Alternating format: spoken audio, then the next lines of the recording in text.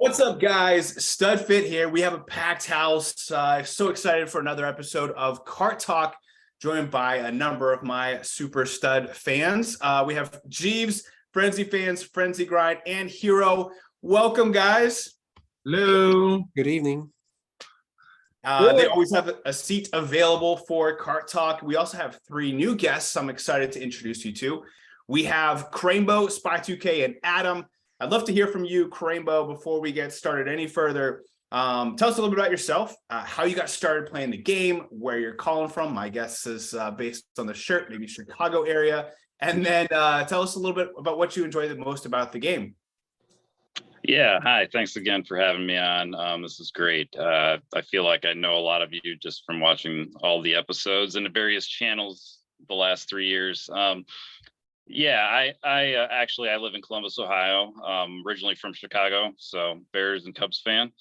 So it's nice to see other Bears fans, and I even knew people that went to Jeeves College and Yes. a little bit about that. So yeah, I may be one of the older people that have been on. I feel young, but I obviously I started playing back at Super Nintendo '92. So got that when we were, I guess that would have been the end of my middle school. And we played that, and then 64 came out, went to college, and for freshman and sophomore year when we were in the dorms, we played a lot of Mario Kart 64, probably a lot, way too much. A lot of late nights doing that. Rather than going out and partying, we were doing Mario Kart and some other 64 games. So did that, and then obviously I took a break. I didn't do GameCube, that and the Game Boy Advance and some of the DS, but then got back into it with the Wii. My wife and I both played that one while my daughter was very young, so we played late at night and do that. And then with the online, we started playing with friends that from college and stuff, so it got it back reinvigorated. And then obviously when Mario Kart Tour came out, I'm on Android, so I did the beta when I found out about it, and I obviously pretty much instantly loved it. Obviously it was different, but it's been a while since I've done Mario Kart, and it's just always been kind of a fun thing throughout the years with friends. So really enjoyed it. So I've been playing since day one. During the first year, I did take a little bit of a break where I wasn't playing too intensely. But then sometime in 21 there, I kind of got full into it. I've been following Reddit for a while, but then I found Kart Life, then I found, Studfit, then I found Frenzy Fans, and so on and so on. So I'm at 77 right now. Okay. I pretty much concentrated on ranked for the most part. I have not done ACR yet. So, and for a long time, I was doing a lot of, resetting of the game. So my level is not very high. So I've started to get more into the bigger picture as well.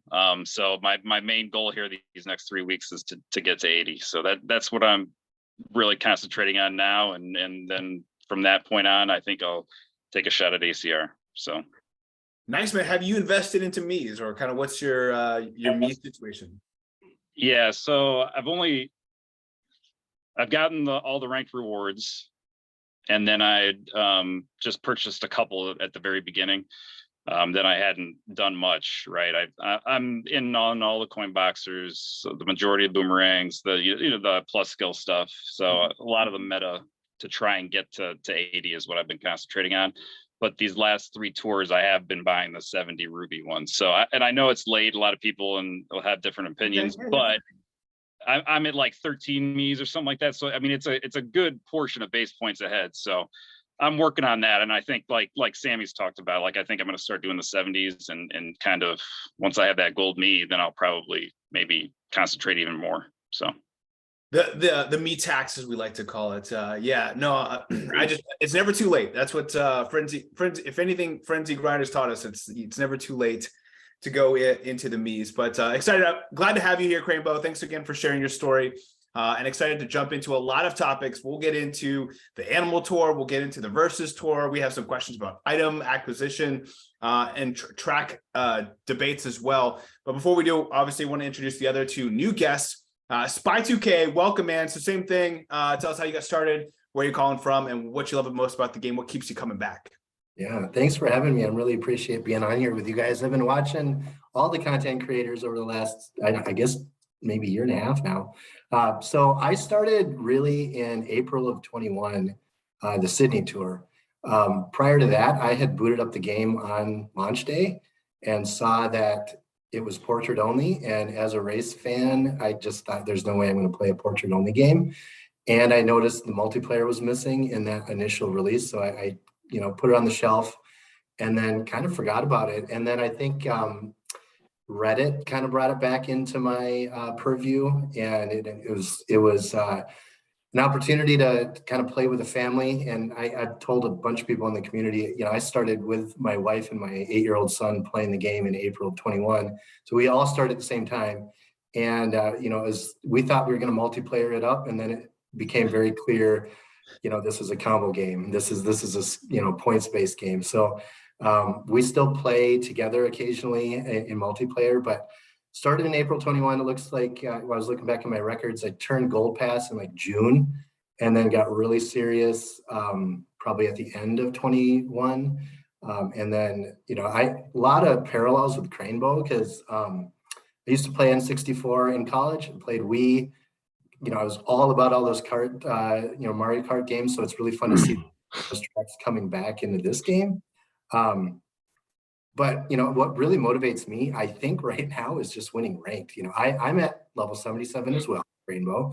I'm just behind Frenzy Fangirl, in my, outlook on the game. I have not the account that she's got, but I'm working my way up. But watching Frenzy Fan Guy and Frenzy Fangirl, I can relate a little bit more to your content, because I'm not quite up there with the Sammy D's, Carlos, and the Studfit, but it's still fun to bring it all together and watch all the different levels rise. So I joined Frenzy Fan server first, so you guys will always be my kind of Mario Kart initial family. And then shout out to Nintendo, because he was one of the when he went on that crazy binge, getting everyone memberships, but also Puffton is actually who got me the membership for Studfit server. And it was during your gold Coinbox Mario pulling event that I kind of got more serious about joining the community. So mine, yes. Yeah, so I'm just happy to be here, and it's fun to watch you guys. So some of these names are household names. I get told Jeeves already. My son knows. He's like, is Jeeves going to be on? That's pretty pathetic when someone says it's Jeeves going to be on. Yeah, it's different for me, because when I hear Jeeves it's on, like, I try to avoid those episodes. But. Yeah, it's like you forgot about me or Frenzygrind. Like, really? Well, Jeeves.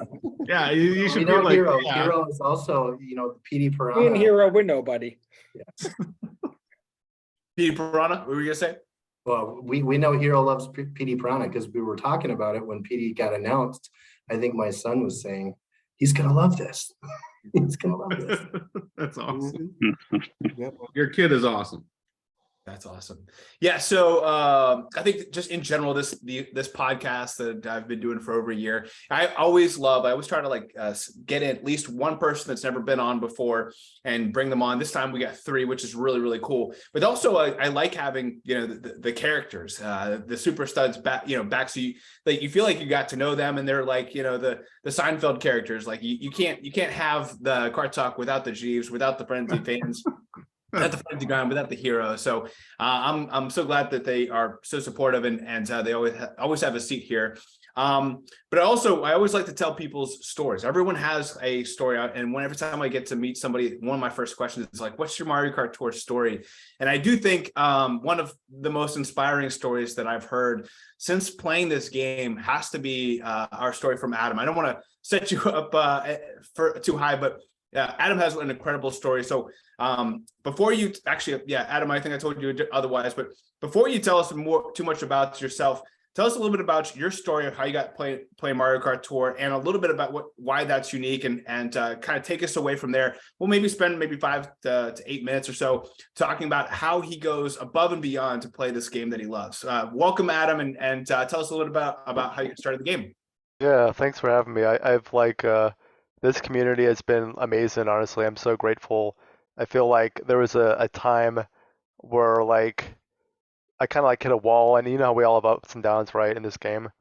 And to be able to have this community, the support when we're going through life, right, is just I think took it to the next level. But yeah, it's like my story. It started like about a year ago, actually, in the ER. What a story, right? Like, and I'm waiting in the ER, right, and waiting to see a doctor, and I'm like in there, you know, like for hours, right? You can be in there for such a long time, and I'm just thinking like I gotta get the time to go by because I don't know what to do. And I just went to the App Store and just typed in, you know, Mario, and I played Mario Kart on Super Nintendo, Super Mario Kart, like in the 90s.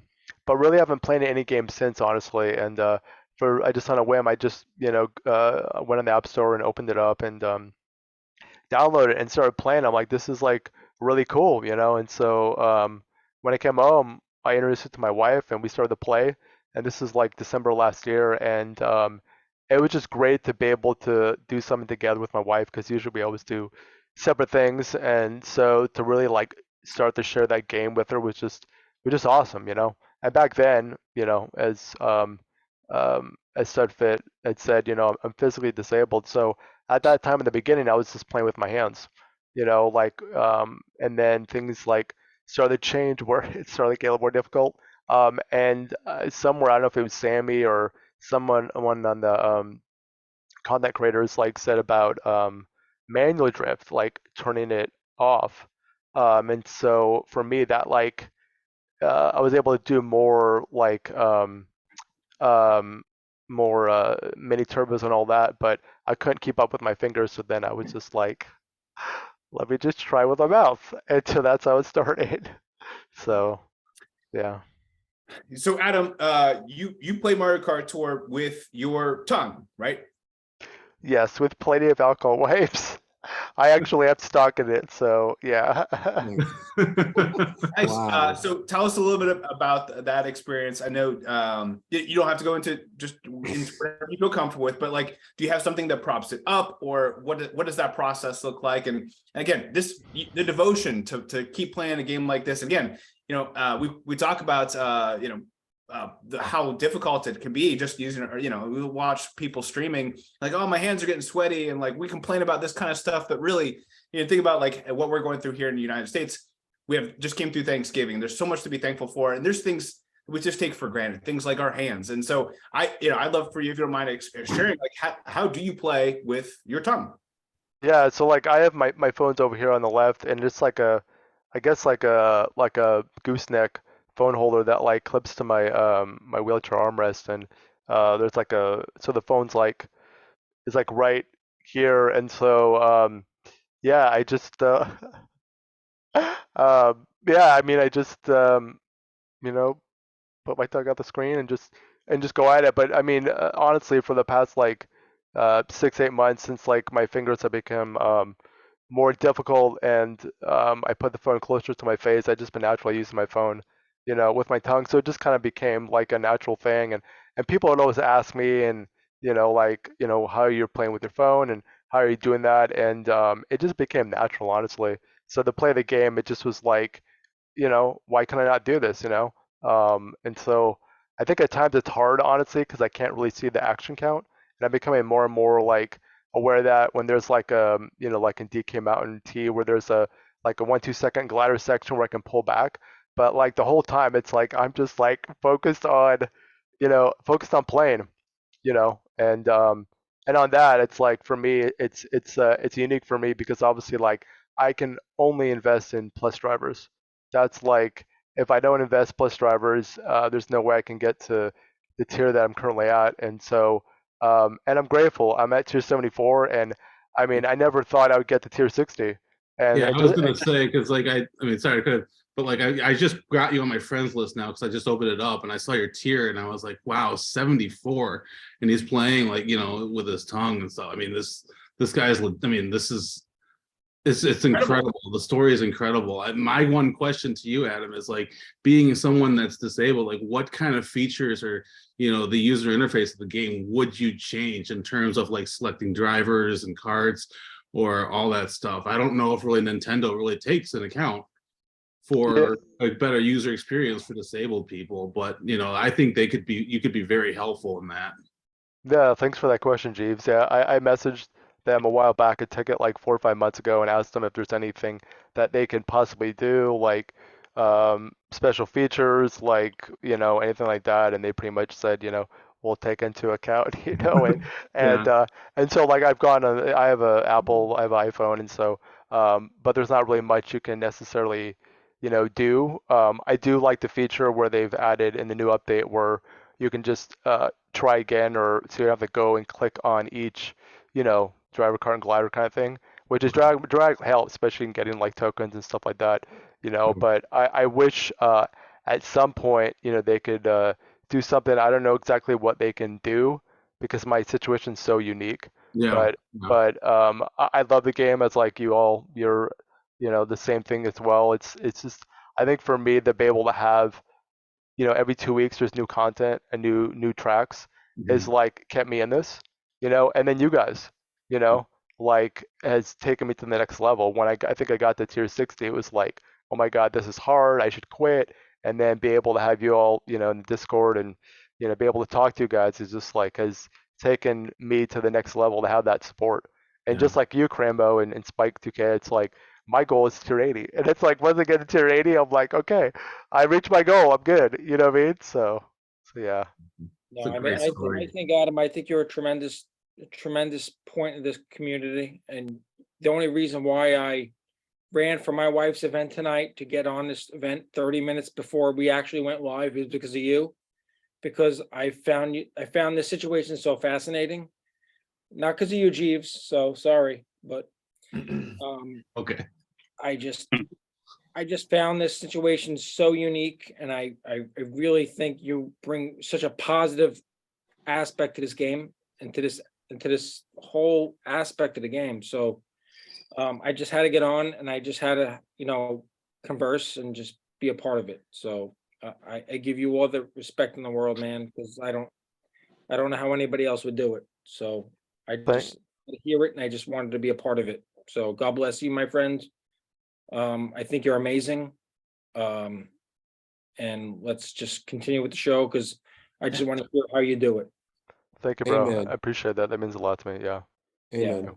It is very inspiring, and like I said, it's something we take for granted, and we complain about the games and filler tours and stuff like that. But when we step back and just like, what a cool game that we get to play, and again, we have so much that we complain about. In reality, like we have so much to be thankful for, and just again, huge shout out to just the fact that you hit 74. How crazy is that? I did have two questions. One, do you have it in landscape mode or portrait mode, just for like, is one more helpful than the other? And then two, what's your opinion on boomboxing? Is that something you even try to do? Yeah, I mean, I have my phone in portrait. I've tried it in landscape. Landscape's horizontal, right? Yeah. Yeah. Like Yeah. Landscape is too difficult because the way I have my phone, the holder holds it in portrait. So that's how I do it. I mean, I wish honestly I've tried, like, my wife has a bigger iPhone than me and she plays, and I tried on her phone. And because the screen is actually bigger, you'd think it'd be easier, but it's more surface area to move. to move. And so I've always like struggled. So I just have like the smaller iPhone, and it works out, dramatically better. I think the one thing is that like I constantly have to like wipe my phone at least like 2-3 times a day with alcohol to keep the screen like not not slippery, so it's like it sticks. Do And you use screen mirroring at all, like in order to expand on your visibility? It's just trying to think like how, if you had the same screen off to the side. Oh, you mean like projected on a TV or something? Yeah, mirroring it onto a different display, whether that's like a iPad or a TV screen. Yeah, I tried that with a TV, but because my head is like here and the TV's there, it's like I would have to use my fingers for that, and obviously I'm not as good, you know. But I've been trying iPad, but I think that'd be the same problem. It's like too much surface area. But obviously I'll experiment, you know. So yeah. And what was your other question, Studfit? Boomboxing. Is Oh, that I can't even do it very consistently. Like I just don't even feel up for the challenge. I'm curious how is that daunting to you, or do you actually is that easier to just kind of reset and just kind of do that versus because you said top skills or something that you like to yeah, investigate. but like boomboxing, I think the only driver I have level 6 double cap is Rosaline and Volendam. And I just did that, like I think it was you, you're like just invest in one, you know, one boomman driver. And so it's like that's what I did. And I think on like Piranha Plant T or wherever she's in on that track, for some reason when it's very narrow, it's very easy to boombox, I guess because the coins are like right there. But like yeah, but like other tracks, it's just like I always like I would fight myself like because it's the action count is so high. Um, but for some reason, it's really difficult to like because you have to be in what third or fourth place, and then once you get the boombox, then you got to speed back up the first. And for me, that's hard because I can't do mini turbos the whole time. When I do a mini turbo, it's like I go into the like to the wall. I can't like collide. You know what I Mhm. mean? Yeah. And so that's always like a thing like, is it worth it? Is it not? And I've kind of just been like, you know what? I'm just not gonna invest in boomerang drivers unless it's like one a year, maybe if there's a lot of good coverage. But I just stick to, you know, coin boxers and giant banana is my favorite. I love giant banana. Like Yeah. that's just like my like I love it brings me so much joy to like get a double or triple, but you know, like giant banana frenzy because like for me it's like getting first and then you get like, you know, that giant banana frenzy. And because I can't like always get like really head, it helps me, you know, staying first with their, you know, they get the hits and all that. So to me, that brings me the greatest joy. So yeah. Especially when we get those tokens bouncing off their heads on these tours. It's Yeah. like, For the hits. Yeah. yes. I'm sure you're loving that.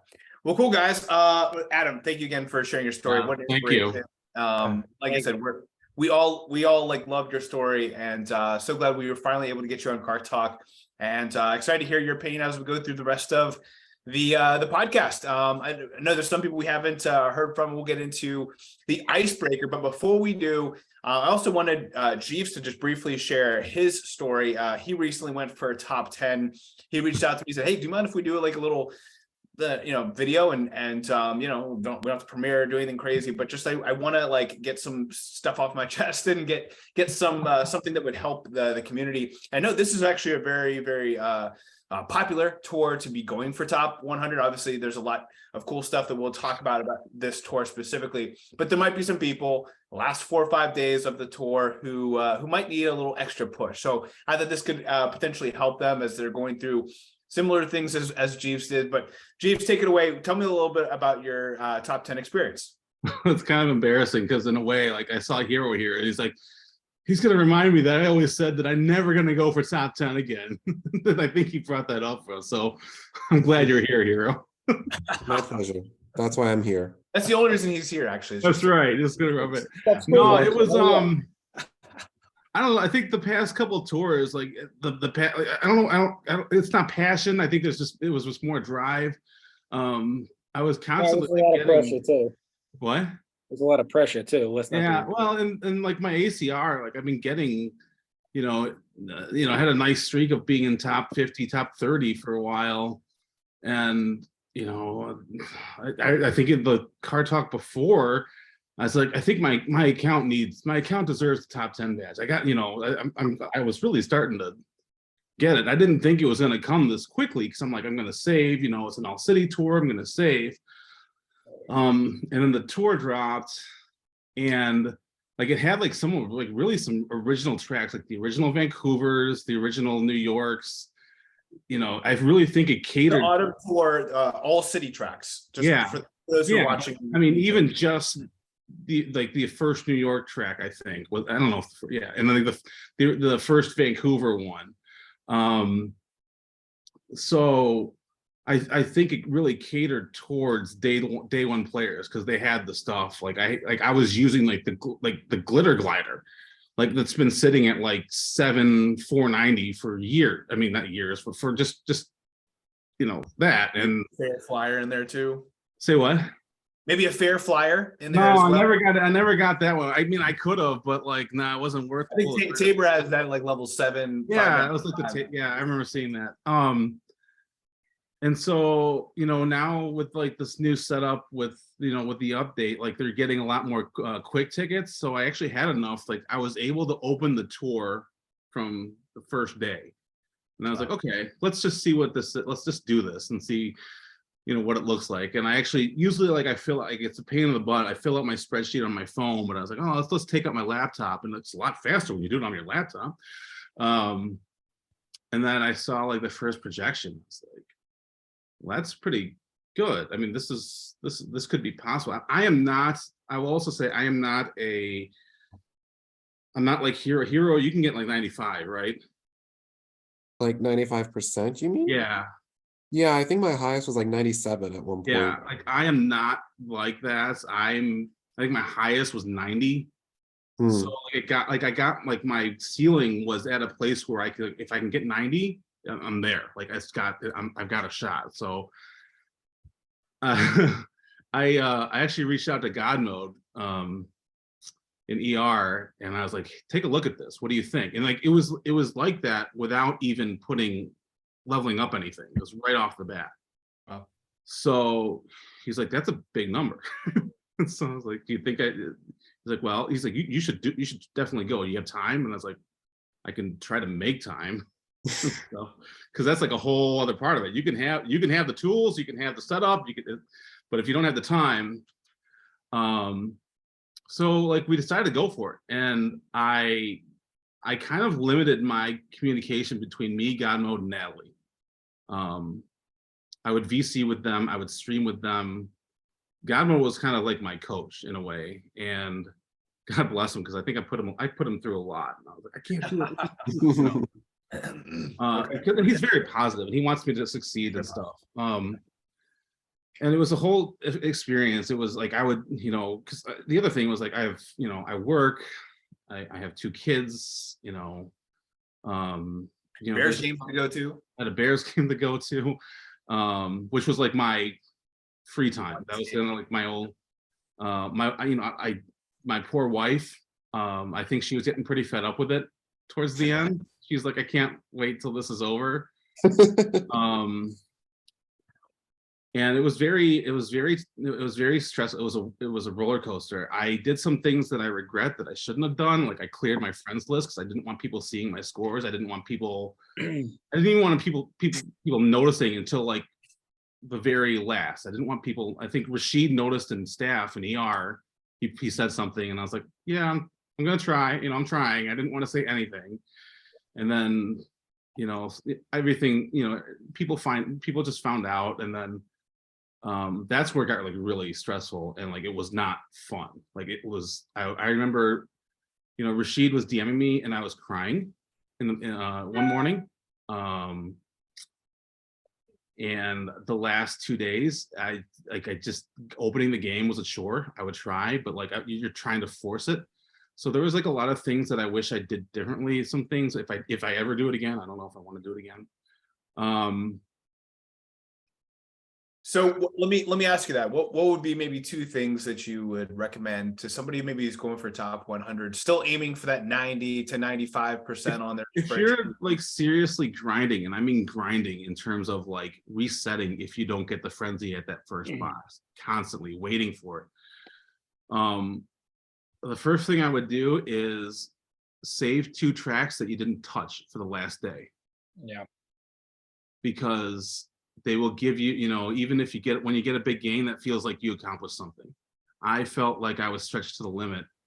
That was kind of thing. Like I would always I'd always send do a screenshot to God Mode. Oh, I got 500 on this one. He'd be like, up is up, good job, keep going, up is up. That was kind of his thing. I think he learned that from Jedi. Okay. Yeah. All right.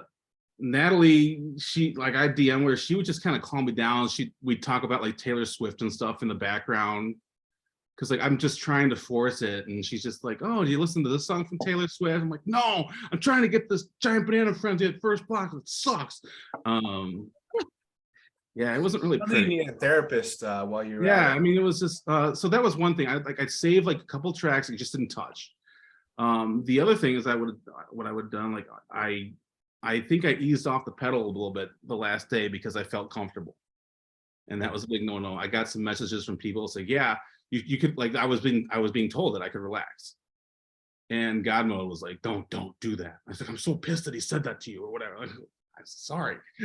So, you know, so like we're probably trying to help your mental state. Yeah, I mean, he was, yeah, I mean, God did a good thing. He was motivating me, yet he was not like trying to make me jump off a bridge.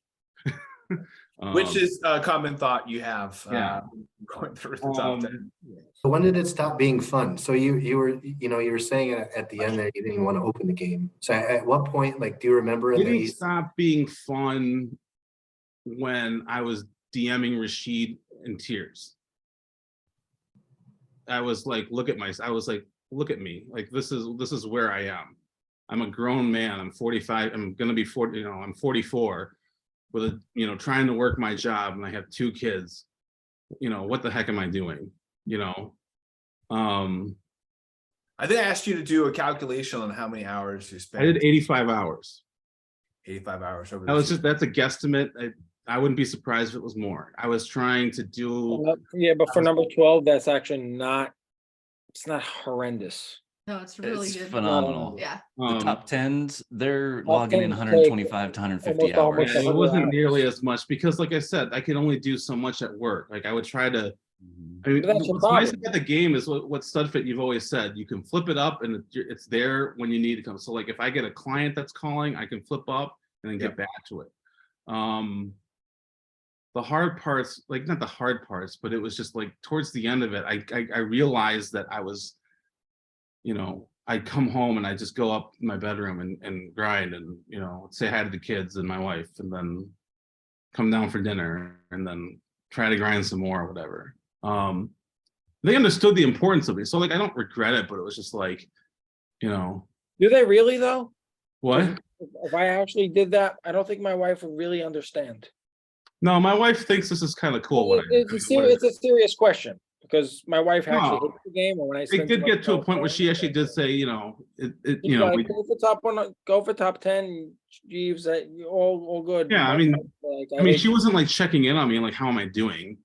But like, she knew that it was important to me. Like so.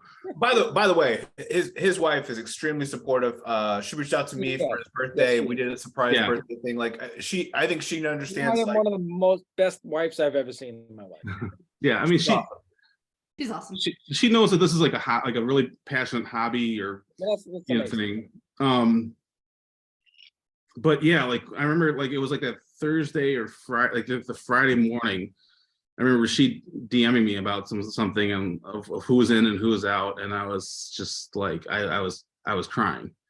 I felt isolated in a way because I put myself in that position because I didn't want to talk to anyone. I didn't want people to see my scores. And then when people would find out, like they DM me through Twitter or you know, Discord, and I think that's kind of why, like, I kind of separated myself because I did not want people telling me which tracks to work on. I had 1 or 2 people to tell me, and I didn't want 5 people telling me to go on this track and different tracks, and that would just drive me nuts. I remember telling God mode, I said I need some time away Saturday.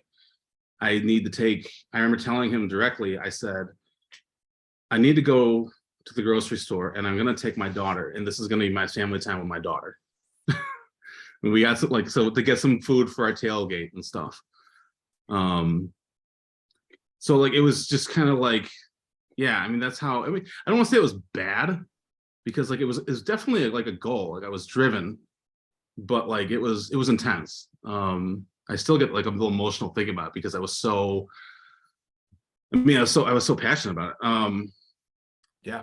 I was afraid of being disappointed if it didn't work out, but the thing is, and it didn't, I finished 12th. I think one of the things, and I don't know if this is good or bad, but sometimes, things get in your head where, I felt like I could just call this person and just say, here, you do it. I think what I would like to do is And- just say that Jeeves is probably one of the best friends in the game I have. I think he's such an amazing guy. He's such an amazing family man. For this guy to just jump in, go for top 10, get his family involved. His family's watching, like he's doing this for his son. I mean, I found it so like exuberating. Like, well, the thing was like, I was thinking of Tyler. I was thinking of, I saw the ICR with the Jeeves in their name, and I was like, that was cool, but I was like, oh, that's a little pressure too. I was like, oh God. I mean, listen, what if it doesn't work out? But like, the bottom line it was kind of cool to see like people just from different the bottom line is areas of the game. Just the bottom line is this is one of my best friends in the game that I want to see succeed more than anything in life. We have a similar goal. I mean, we're a part of the same. We're part of the same house. Me and him, we got the same friends. We got the same type of goals. Right. This guy, he's been my friend for years. So I just want to watch him succeed. So, but yeah, I mean, some of the dark thoughts of being like, here, take the keys, you do it. I could have done that. Like I was, but like that just, it's so weird because I would have like I would, if I before I would like, oh, that's stupid. I would never give the guy, but like I was so close, and it just, you can do it. It's so weird. Like you can do it and you will do it. Yeah. So, I don't know if I'll ever do it again. You will. You'll find the weeks where you actually have a couple extra hours worth of time, and you'll do it. But yeah, I mean, in all fairness, you did go to a Bear game that week, so that's gonna kill you. So, but as that probably is. That's. I think the thing that I took away from it the most is that I was really proud that my name stuck up there the whole 2 weeks. The entire 2 weeks, my name was up there in that list, and that a badge can't take that away from me for 2 weeks. Sometimes you see like people like on day 1 or day 2, they're up there and they go, but I was there. Don't take it lightly, my friend. You are a legend, and you know you are. You are a legend. Great job, and my family saw you up in the top 10 a couple times. We were watching. Yeah. And I could only just say, Jeeves, the homies, you are a legend. All right. Sometimes it's not about whether you win or lose; it's how you play the game. Yeah. No, I'm excited to see you get up there, and you should be proud of the effort you put in, and maybe you learn something that you can take into next time. Actually, if you don't mind, I don't know, Frenzy fan guy, you feel kind of you went through something similar this summer as you went through kind of a very, very unique grind as you were like traveling across the country. Were there some things that you maybe wanted to add to what G said during your very, very similar experience? Yeah, like I can totally relate with you, Jeeves. The Bowser Tour popped up and I had been trying to save like as many resources as I could. I could have gone a few more months, like saving more resources, but all of a sudden the Bowser Tour came, and I'm so big in the community as being like a Bowser lover, like he's my favorite character. And so I kind of had to go for it. Apparently there were a lot of people that wanted to go for it as well. And yeah, like I don't think I've been more emotional. Yeah. Especially being like a content creator. There was there were a few episodes where after we had stopped recording, I was pretty emotional on like low points, and like I'm just super grateful that Frenzy Fangirl is my teammate, because it was pretty low, and I was pretty hard on myself and very, very down. And that's my thankful, grateful made me happy, is having someone having her there next to me as a support. And by the time the end of the tour occurred, I was right there with you. Last day, I was just working on one course just to pass that 2 million mark. This was back before they added the extra 3 courses. So like 2 million was, there were only like a handful of people legit in the world that have done it, right? And so hitting that 2 million point mark was kind of like, okay, that was like my new goal. And even though, you know, I finished top 21, I think there were an extra like 10 people that were going for it that tour. But there are some insanely talented people in this world that play this game. And I'm not one of them. And I'm okay with that, like, to be honest. Well, my goal wasn't to be one of them. My intent was to show people that 44-year-old dads with jobs can get their head in the mix, I think. So yeah, there's quite a bit of talent though that fits into the equation once you start going for top 10 that I realized that I just don't have. Yeah. And whether that talent, and it's also time-based, because everyone that I was talking to that did get top 10 for the Bowser Tour logged in well over 100 hours, and I had put in like just at 100 hours. So needing to put in 50% more time than I did, it's just not for me. And was it a chore the last day or two? Was it a chore to open the game the last day or two?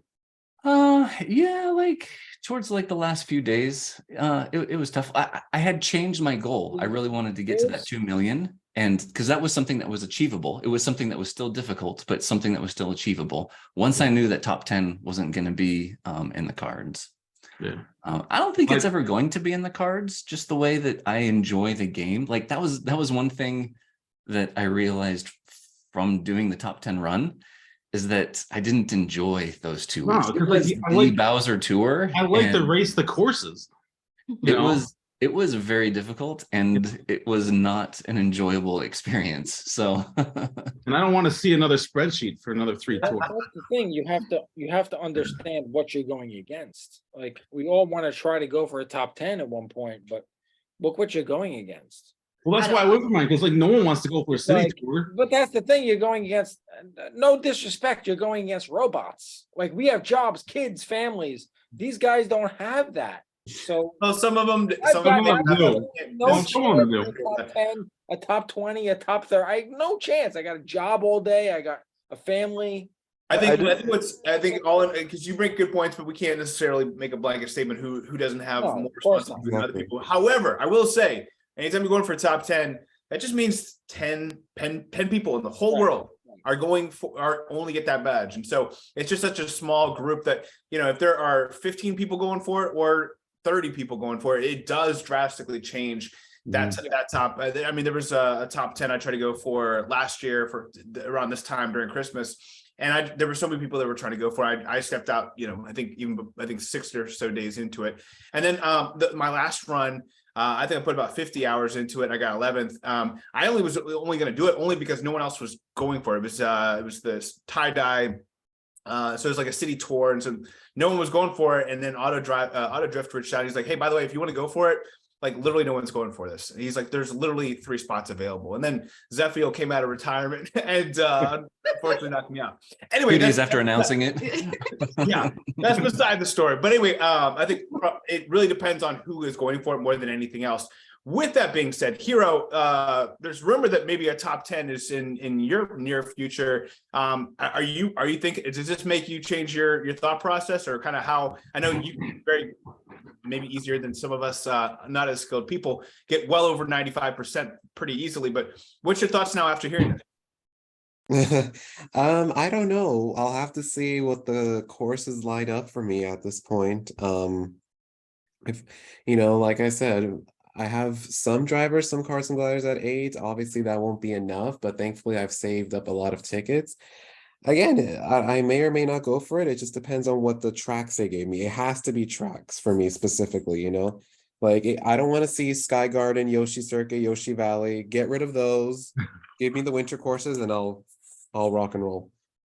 Awesome, which is a great segue to getting everyone else incorporated in our conversation, especially to our new guests, Crainbo, Spy2K, and Adam. And that's our new icebreaker. Sorry that we're about halfway into the episode and now just getting to the icebreaker. But I told the guys beforehand, I said, guys and gals, before we get too much further, I have these two stories I want to get out there. Adam's awesome story and James' less awesome, but still a good story. No offense, James, but it's kind of a sad story. But we definitely hit both ends of the spectrum. Either way, we're so proud of both of you guys, and thank you guys for both sharing those stories. I really appreciate, especially here on this platform. But let's get into the icebreaker, get back into the group conversation. This icebreaker is, and it kind of goes really well off of Hero's statement about it really depends on the tracks. It really depends on the joy of the tour. This is many players' favorite tour in quite some time. What is your favorite tour this year and why? Hero, I'll let you get us started since you made the segue. Well, I'm going to be a little bit biased, Studfit, so my apologies, but it's going to be the Piranha Plant tour because of Petey. So that was my favorite tour this year. So that's it. And to transition, Spy2K, obviously you made that association with Hero. What was your favorite tour this year and why? So I'm going to go with Bowser. And the reason being, I thought I had the loadouts to get in the top 1,000 for the first time. I did not succeed. I pulled up my MKT score sheet, DKRs. This is the only time I ever used it. I only got 84.4% average. Now, when I was playing, in order to feel better about myself, I brought the handicap down so I could see some 90s and 95s while I was playing. But I reset it back to 100 to share that. But it was a super fun tour. So many fun races, and I, like Frenzy Fanboy, have Silver King and the Bowser characters at high levels. I still don't have any level 8s though. I Meowsers and Santa Bowser are my top two drivers in terms of level, but they're not at 8 yet. So it's still a lot of fun. I'm just getting in there, you guys. I'm at 77, so I think things are probably going to get more serious in this next 5 months, and as far as really applying a lot of these resources that I've been saving. But Bowser Tour, hands down. Nice. Things are getting pretty serious. Frenzy fans, guy and gal, we'll make that transition from Bowser Tour. Was that also your favorite tour, Frenzy fan guy, and then Frenzy fan girl? That was not your favorite, but chime in as well.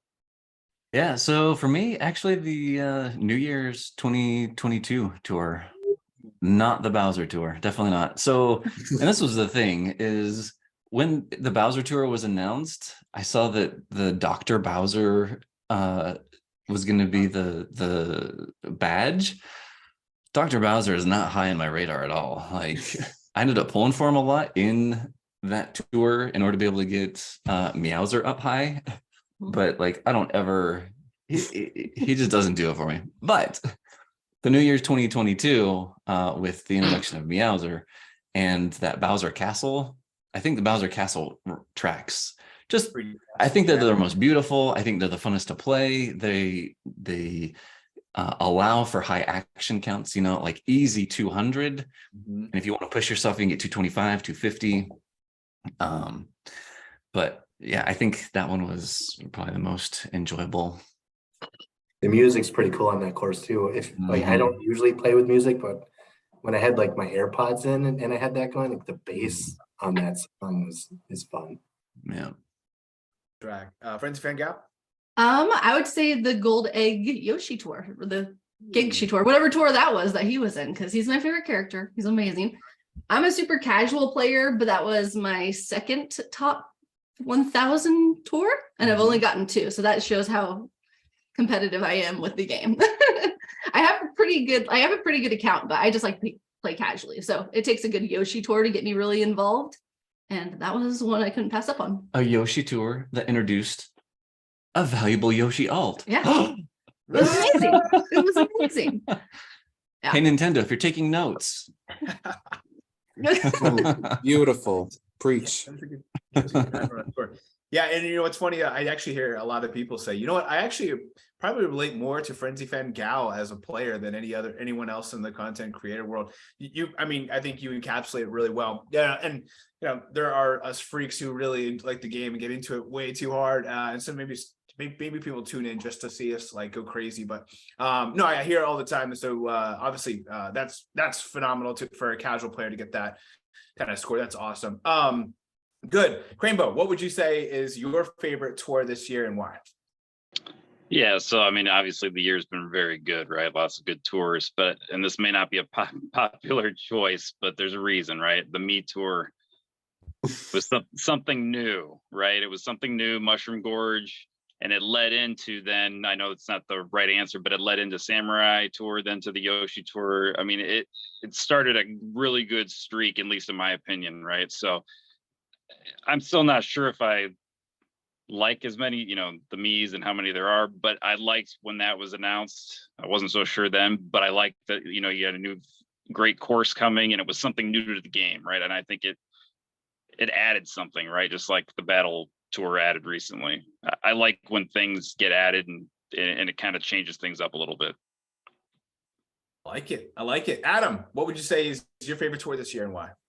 Yeah, before I answer, back to Jeeves, I just wanted to say real quick, I'm really, what you said was really helpful for me. I'm really grateful because I've had emotions up and down, and just to be able to know that I'm not alone, I think is really especially when you're going higher up in the tiers for, new players that are, that maybe aren't part of this community or whatever. I'm grateful. I'm really glad that you shared that because, I thought I was all alone, honestly. And just to know that we all go through it is really helpful. So I just want to thank you, Jeeves. No problem. Yeah, I think my favorite tour honestly was the Samurai Tour.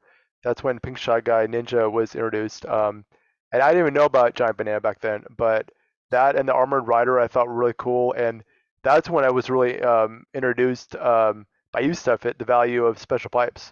I had no idea about that. And when you started to share about how the value of it, I was got Pink Shy Guy Ninja and got him up really high, and I was just enjoying it. I thought the track was amazing, and I had no idea about retro tracks or tracks only come back once a year, but I just thoroughly enjoyed it for whatever reason, and since then it's I want it back. So yeah. Such a good track. Yeah, and tracks. I think one of the commonalities we hear is a lot of times it has the tracks that are a part of a tour has a lot to do with how much we enjoy it. Frenzygrind, what would you say is your favorite tour this year? Why? Autumn Tour is my favorite tour. I live in New York. I still miss the New York tracks. I mean, that's gonna go either way. People are either gonna like them or miss them. That's okay. I live in New York. I miss them. I'd rather have them every tour, but that's okay. That's my tour. So I'm gonna take them, and hopefully they come back soon. But that's my tour, and I'm gonna take it. So. I like it. Yeah, and Adam, yeah. I'm already hitting some nostalgia thinking about special pipes and not having any more special pipes. Man, that was fun. Yeah, I think for me, my favorite actually was that Thailand tour, the Bangkok tour that we had, and I went for top 10 because there was an opening and finished 11th. But overall, it was I actually really love those Bangkok tracks. I really liked some of the Coconut Mall, some of the track selection. It was a lot of fun. I really enjoyed it. I think just even having a powerful loadout. Tracks are really good. Yeah. There's something about having a powerful loadout and just having fun with it. And you've got to do some boom boxing because there was some Luigi vacation investment, and yeah, it was just a fun tour. So for me, I think a lot of what we talk about for what things that we enjoy are the tracks, and this tour specifically, there's so many great tracks in this tour. We got Rock Mountain and also Dino Jungle, both back in addition to a lot of these fun tracks that we have this tour. So my question is though, is that your favorite? You forgot me though. Yeah, you skipped Jeeves. Hey Jeeves, what was your favorite tour this year? I apologize. I was assuming it was this last tour. I talk too much anyway. No, really quick though. My actually favorite was the Sunday tour. I like Nitro tracks because they're all new. No one's seen them before. No one's played them before. I'm a big fan of the giant banana. So White Tanuki, that was actually the first one I didn't call the top 10 run, but I'm gonna go. Yeah. That was the last time I went hard on something where I unloaded my tickets. And I think that's the only time I was at 90.1 on my sheet. So it was a very good tour. It's fun. And yeah, Sunday tour. I want to redo the Sunday tour because that was right during my busiest week of the year. And I think when I logged in at the end of it, it was 6 hours played. And I was the track itself wasn't like Ninja Hideaway. Didn't even come close. And I think I think a lot of people were disappointed, but I hope they continue releasing a Nitro track just every once in a while. I hope that doesn't go away. So Yeah, it's interesting. So Night Rosa reached out today, and he just saw I was on Discord. Like, hey, what's new with the game? Oh, nice. I'm like, well, we got these. He's like, how's battle mode? How's this? I was like, well, to be honest with you, you would really like the retro tracks. They got DK Mountain. He's like, yeah, that's DK Mountain. I was like, hey, it's not too late. You can come back in. And he's like, I'm trying to, kind of put that pound behind. But he was really thrilled about that. And think about just where is the game now, and what status, what is this thing? And I do think that there are players such as Night Rosso who might even when hearing that Ninja Hideaway's back, or hearing that some of these tracks are back, could get revitalized into the game, because we know that every summer we will get Sky High Sunday, and every winter we'll get Merry Mountain. And so I do think having these Nitro tracks incorporated could be really enticing, could be really the only thing that could bring someone like that back into the game. So hopefully they do continue that, and all these favorite tracks. We have all these Nitro tracks too, which carries us into our first conversation, another word, an hour in, about the Animal Tour. So, kind of talked about how this is a favorite of a lot of fans. Is it, and that kind of brought us to my conclusion I made, which is a lot of the fun tracks that are this tour. But is that the main reason why people like that tour? What's your favorite part about this tour? Is it that there's no top skill driver that we have to invest in? Is it having 2 new tracks, this Riverside Park and also the DK Mountain? Is it all these new fun large carts such as the Moo Moo Offroader? What's your favorite part about this tour? Not filling out a spreadsheet. No spreadsheet. No spreadsheet. No, I think it's a good tour. The tracks are a lot of fun. It's the 2 new tracks. I don't think they really met my expectation. I really had a lot of fun on DK Mountain when I played on the Wii. It's very hard to drift on some of those sections. Riverside, I always feel like there needs to be a third box in that. I don't know if you guys feel like that. I feel like it's too low. Yeah. But I like how they're challenging. They're not really high. They're not really high scoring when you think that they're supposed to be. So I think that really gives. It makes ranked a little bit more challenging. So I like that kind of aspect of it. I think it's overall a good tour. I mean, I feel for someone like Anke who likes DK, and they totally missed out. I don't know if maybe if there's some kind of legal stuff on there, there's a some lot kind of people that of missed patent out on it. on DK. But it was it's a huge miss. So I was feeling for Anke on that. He got a balloon. So I love the balloon. there you At go. least we got But that going for us, which is nice. I think it's a fun tour. It's super fun. I'm Other- loving the off-roaders. I was late to get the yellow off-roader. I think did it come in Bangkok? Was it in a pack? It was the yellow Offroader's been around for probably close to a year now. But Yeah, it's been a year. but I think it did come back a couple times, mostly in packs. This is the first time that we can use just rubies to try to get outright. It was one of the only packs that I bought, and I think it was Bangkok. Yeah. So I just brought it up to 7 in this tour. I picked up the red, even though it overlaps with my Silver King and my yellow. And I bought Moo Moo too. So I got all the off-roaders, and that's super fun. And using shout out to Hero again, Gold PD. I'm using PD in that off-roader, and that is just beautiful. It's so fun. Love it. Hero. We need that third box though. My man. On River. It's just, it feels like it's missing that, and the race is over too fast. Yeah, Crainbo, what do you think? What's your favorite part of the store? Yeah, I think the nostalgia part of DK Mountain is my favorite thing from playing that on the Wii. Playing it on tour, yeah, I would agree. It's hard to keep combo, and I'm not having as much fun as I'd like to have on it. I mean, I like being on the course when I'm playing it, but I don't really like playing it, if that makes any sense. And then I never played the other course before on a game, and it's okay. But I mean, the overall selection of tracks on the tour is really good. So I have been enjoying that, and I like that DK Mountain's in the game. It's not been as, I don't think it translates all that well. So. Yeah, completely fair. What about you, Adam? Yeah, I mean, I got the Moo Offroader, and I love big boxes. Obviously, for me playing, it's like I can pick up coins a lot easier, and obviously, I'm looking forward to taking that to 7, triple capped. But the tracks for me, they suck. I don't like it like everyone else. Azure counts really hard. But I'm actually more looking forward to the Shielded Speedster. Obviously, I got it and looking forward to it. Taking it to 7 triple capped. Next tour, very soon. But I really want to get the Boo mask, and it still hasn't showed up in my Spotlight shop.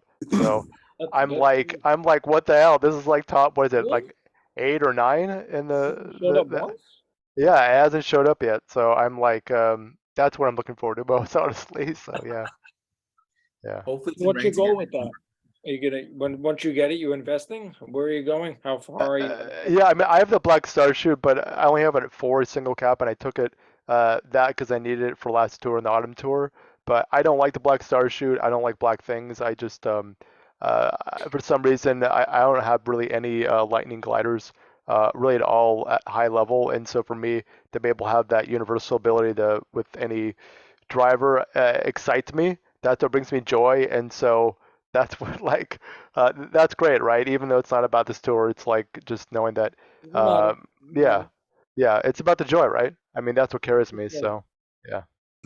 Game is not about winning, it's about the joy. Yeah, I actually agree with what Adam's saying. Like, I do like DK Mountain, don't get me wrong, and track selection is okay, but again, like what I reiterated earlier, like Sky Garden, Yoshi Circuit, Yoshi Valley, I do not like at all. We're playing Why team. don't you like Sky Garden? It's not I that don't- bad. I don't like Boombox. Right. That's it. Let him do what he wants. But like, which one uses? It's just one track that uses it, right? All three tracks have potential boombox, and I don't like it. Oh, okay. I don't. Okay, I only use Boombox for one of them. Sorry. Okay. I do think it is I hear you. It's I do very think it's legit. Sorry. You love PD, but you don't like boomboxing. Yeah. I don't. No, I'm starting to hate it. If there's mid-shelf coin boxers, that's fine, but other than that, no. Did you want PD to have Boomerang? What did you want PD to have when he came out? Well, I wanted him to have coin box, but gold PD came, so I'm like, okay, so Okay. Yeah, which PD do you like the most? Regular PD, PD me, or gold PD? I would say regular, just because he shows up a lot in Where are you? my Jamaica ranking right ACR. now? What's up? Jamaica? Where are you destining right now? He's got a Zoom background. Got a Zoom background. Yeah, I'm at the beach right now. I'm relaxing. He was on a hiatus, aka Yeah, vacation. man, but he's no, I'm back. just saying, me and my wife were looking for a place to go. That Yeah, I would recommend where I am right now. That I looks wish. comfortable. I wish the original PD was actually Lucky 7. I was kind Yeah. of disappointed that he was Boomerang. That's what I was hoping for too. Okay, never mind. That would have been nice. So Adam alluded to this about the large carts. So last tour we had 3 Eagle carts. We talked a little bit about it on this last episode when we knew that there was going to have this Moo Offroader. We knew that we were going to get this Camo Tanuki carts, the Gold Rambi, etc. In addition to these 3 Eagle carts that had a really wide hitbox, not quite as long, but still, again, basically got 6 new carts that are larger or above size, all again, kind of alts of fan favorites. Anyone purchase them and take them all the way up, or kind of like, what's your reaction with 6 all kind of getting similar-ish coverage? Just curious what your thoughts are on these 6 carts and how they're doing so far. Moo Offroader was the MVP, honestly, because they actually gave that Offroader really great tracks that are not like heavy favorite. You know what I mean? Like Yoshi Valley R, Yoshi Circuit RT, those were really good, I have to Yeah. admit. So Yes, even if like I have like high level egg carts on there, and I'm ready to pull the trigger on this thing. It's gonna be it's a monster. It's amazing. I don't have the tickets to do that, but it's like first on my radar to level up right now. What do you have it at, Hero? Did you do anything with it yet, or? No, I only bought it 3 times. That's it. Yeah, I bought it 3 times, and I'm just ready to pull the trigger on it because it has it's great starting coverage. The Eagle ones, I'm afraid I don't think they're gonna do well, to be honest with you, because they're all Not the Taylor Swift cart. I don't think so. Taylor Swift card. But I think Antelope recently took the Moo Offroader to 8 because I think he's did. going for top 10. I Yeah. believe. So. Yeah, 8 quad capped. He is has been going for top That is 10. awesome. I joined his stream earlier tonight. I think he's going to get to like 2.65 million, which should put him in top 10. He's about 96% on his spreadsheet. And thanks a lot of that due to the Moo Offroader. So we're rooting for you, Antelope. Go get it, buddy. Yes, go Antelope. Do it for us dads with kids. Good. The other question I had about this tour. By the way, anyone else want to chime in about the carts? This I tour. picked up the Blazing Eagle. The 3 Blazers times. did the best of the 3, but again, they all kind of started with city coverage, but we kind of talked about in the rundown. Blazing Eagles seem to win much more than the other 2. That's the only time I bought something 3 times, and I feel like you all influenced me. It's only $12, buy it 3 times, right? So, but I haven't invested in it, and then I did the same with Mumu. So, I guess I've got them both on deck, ready to go. Yeah, we actually we talked about a little bit in our server. Bobcat had mentioned on Kart Talk a while ago that the Premium Challenge Plus and Plus. I think like the ticket ratio was something like $2 to $5 or something like that per ticket, high-end ticket, either a level or a cap. So if you think about getting getting it 3 times, it's about the same when it comes to that type of value. So the thing is, like, you may not actually get those tickets, you may not have access to them when it comes to getting coins, etc. So or daily selects as hard as they are. So really good point there. How do you guys feel about having 8 to 10 new tracks at Tour? We talked about, kind of liking some of these tracks. Obviously, I agree 100%. Riverside Park needs a 3rd item box. I don't know what they were thinking. It's nearly impossible to get a good run. I just gave up on it. Trying to get a good run on ranked last week. I was like, this is not fun. Like, I'm not. And this week too. Like, it's just not cool. But what do you think about getting 8 to 10 new track variations at Tour? They've been kind of doing this for a while. Do you like it? Or I think one of I have my son's account kind of similar to you, Crainbo. I have my son's account who I just kind of keep alive. I just kind of just play once or twice and might level up. It's like in I don't know, tier 30 something. But like literally I have no top shelf driver, no top shelf like glider on like half these tracks. I think for a newer player, it's having this many tracks is so hard to keep coverage on. I don't know. What's your thoughts on, having all these new tracks? And then, I think there's been this thought process and we have to have all these tracks covered and I got to make sure that I have everything on level something or other. And, now we have it seems to be more and more tracks. And now we have city tracks maybe coming back. I don't know, guys. What do you guys think about having 8 to 10 new track variations every single tour? I have mixed feelings about it. Oh, go for it, Jeeves. Go ahead. Go ahead. I was gonna say I have mixed feelings about it, but I think one of the things I do like about having multiple tracks, and this ties back to your other question, which is like the only question I prepared for, so I'm gonna give my answer to that, which is what are we excited about for this tour? So like the Riverside Park one, totally agree. It should have an extra box, super short. Yep. But I love, I think it's a beautiful course. I love that you could actually fly through the waterfall and stuff. And also this lends into your current question, which is, do we like the multiple variations? It's the first tour in a long time I felt like that Christmas morning feeling that we'd always used to have when you'd go and check your daily shop, because on the Riverside Park, I only had level 1 drivers. I had 4 drivers all at level 1, and Kangaroo Yoshi I did not have at the time. So it was like, this is my chance. This is my chance to get Kangaroo Yoshi and actually have a purpose in buying him and leveling him up a little bit. And so every morning it was kind of like that Christmas feeling where I'd show up and be like, okay, is he in my spotlight shop, right?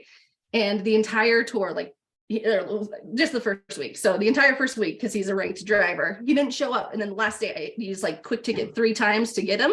He finally popped up on the last quick ticket and I got him and like took him to level 4 right away. So I can't afford to do that every single like week. So I don't know how I feel like ongoing, but I like that there's a variety and it gives us each like whatever our personality is with the game. Like we all like different things. It kind of gives us a reason to get excited again, but also get mad and furious because when he doesn't show up, it's really frustrating. No, it's a really good point. I remember watching your reaction talking about Wintertime Peach, and now you actually get to use Kangaroo Yoshi, and Yoshi's obviously you're a big fan of Yoshi, so that's so exciting. I hadn't really thought about that when it comes to the Spotlight Shop, right? It was like, yeah, that is kind of like the Christmas morning, or to that day, Adam, when you finally get access to the Boo masks, you're gonna be like in such jubilee because you finally got that item. Yeah, it's a really good point. Others on this topic? Yeah, I was gonna say Studfit. Like, I'm really glad that you brought that idea in about like it's Christmas morning because now it's like every new tour, it's like you open it up and you have that fun opening of the tour and all that. But yeah, for me, it's like we're getting new tracks every tour, and it's like how often are they coming back? To like your question, I mean, it's like if you're not coming back as often. It's like you invest in it, and it's like for me, it's like especially if they're if they're just non-plus skill drivers, it's like I'm not gonna invest in it. Like Riverside Park, the first track, all I had was Cat Rosalina, and it's like I only have Yoshi Kangaroo at 1. So it's like I know that it's probably not going to come back for a while, so I'm not going to invest in it, even though obviously it's plus skill drivers. So it's like these tracks not coming back as often. It's like I'm in this conundrum, probably like most of you guys. For me, it's like I don't have a lot of my like really anything level to 8, even like the normal driver carts and gliders. So for me, it's like I get barely one high-end ticket like a tour in my daily select. So it's always like that. How are you going to do this? So yeah. I think there's an element of dilution, I think, to think about with all of these accounts. Like I feel like they're trying to balance things out a little bit with this desire to have full coverage on everything, but also introducing the Spotlight Shop, right? So now you can buy and cover yourself, but you're going to have to invest more rubies in the end than you maybe would have, pulling pipes potentially, depending on how many new courses come out. So how many are we going to get next tour? We think like 6 more or 9 more, or so like depending on what the Spotlight Shop does for that.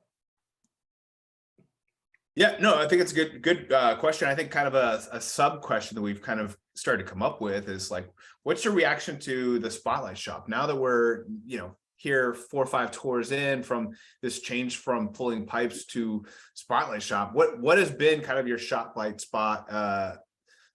Shop experience or strategy when it comes to how you use your rubies? And one of the questions that we heard from Bobcat is see. Okay, so people seem to be upset there's a Spotlight driver besides the 2 new Luigis, but a gold pass subscriber only like Bobcat. The game only gave us 99 rubies this tour. So without buying the packs or getting rubies and some of these pipes, the game doesn't even give you enough rubies for 1 new kart or glider, let alone a Spotlight driver. So since the meta has changed, can we see that very few new drivers? Like what's the trend that's coming out of this? Or do you think that we'll see very few new drivers or specifically plus skill drivers in the upcoming Spotlight? And then also, what should new player do with such limited rubies when thinking about the Spotlight Shop? So kind of honing in on that topic of the Spotlight Shop, some people feel like they have too many rubies, they don't know what to spend it on. Other people feel like they're not getting enough rubies. What's your thought on the Spotlight Shop and how to use your rubies? Maybe we'll start with you, Crainbo. Yeah, so as I've been kind of taking a concentrated effort on ranked, to get to 80 in these recent months, more than just being, casual, having fun and trying for ranked. I've been really investing, and I had built up a large amount of tickets, so I have been going in on stuff. Well, when the Spotlight Shop started, there's several carts that I had wanted, these meta carts that I did not have, right? And I've been able to get by, but the Armored Rider, Cupid's Arrow, Lightning Streamliner, all these carts came up. and I kind of went a little nuts and purchased all of them. And Shielded Speedster just recently, right? So I'm low on kart tickets, is I guess the moral of my story. So I know a lot of the commentary has been, not knowing what to spend the rubies on, haven't spent much, all this kind of thing, and obviously it depends on the account. But now I have several of those at one, waiting, right? And I probably shouldn't have done what I did because there is some overlap, but I did go in on the meta carts. I did take Cupid Zero to 6-3, and that helped me recently. I don't mind the spotlight shop. I think for newer players, and to Bobcat's point about low amount of rubies if you're gold pass, I think it just goes back to like when you're starting the game and before maybe some people spent money on the game. I mean, I think newer players or free to play or gold pass, I think they just have to be patient. I think they have to save the rubies. And I think when these meta items come into the shop, and especially like looking at the rundown, all these combos now on the slides that you have, looking at the most coverage, I think players that aren't accumulating a ton of rubies have to look at those types of things and plan out accordingly. And I think try and go for those combos, because I think that's going to help them in the long run. If you're covering, 80 some to 90 courses out of the 200 and some, I mean, I think that's going to help you down the road, especially in ranked. I think if we're talking about newer players, and for me, I still have plenty of rubies. I had an opportunity to get Yoshi Kangaroo, but it really doesn't help me that much. I think I missed the boat on that. So I think I'm just going to wait until the next plus skill comes out. But to add on to that, I don't know if they're going to come out in the spotlight shop, right? It could be like Gold PD, and we're going to only have the opportunity in ranked rewards. So I kind of feel like that's how it's going to go based on what we've seen with the two Luigis so far. I'd like to be proven wrong, but then, if they put it in the spotlight shop, then everyone will buy it. Everyone will have it. And then will the bus be any good? Oh, so many good points. So yeah, I love it. Thanks. I started the tour with over 1,000 rubies, and because I avoided the king and the gold chuck pipes, I guess I just allowed myself to be entertained by all of you guys that pulled. Yes. Yeah. So, but I just spent 350 rubies because I also bought Yoshi Roo and the red Offroader and the lava rocks. I hadn't bought anything really in the spotlight shop, and so I feel like the valve has been unsealed, and now I got to pay attention to how much income I'm going to be getting in terms of rubies. And Bobcat makes a good point. It's certainly not maybe what it might have been in the past, but I don't know. A lot of parallels with you, Crainbo. I feel like we're going through a lot of the same, being focused on ranked as our current goal to get to 80. You guys probably have each other in rank too. You guys are probably sweating in the trenches. Each other off. Guys, I want to hear your opinion. Spotlight shop. I mean, have you got a lot of things, or are you kind of like, especially, we've heard from, two of these people who are kind of in the gold pass, maybe plus type of area. What about some of the whales? I mean, I think like for myself, I feel like I got most of these items back when they were in pipes. And so, other than getting maybe, like I think I got the like autumn leaves or something just for fun. But I'm kind of, other than using it for coin rush, I'm kind of bored with the spotlight shop. I don't really. It is boring. I think. I mean, I really don't. The first thing I don't look at is I never look at the spotlight shop. I look at my daily selects. It's the first thing I go to.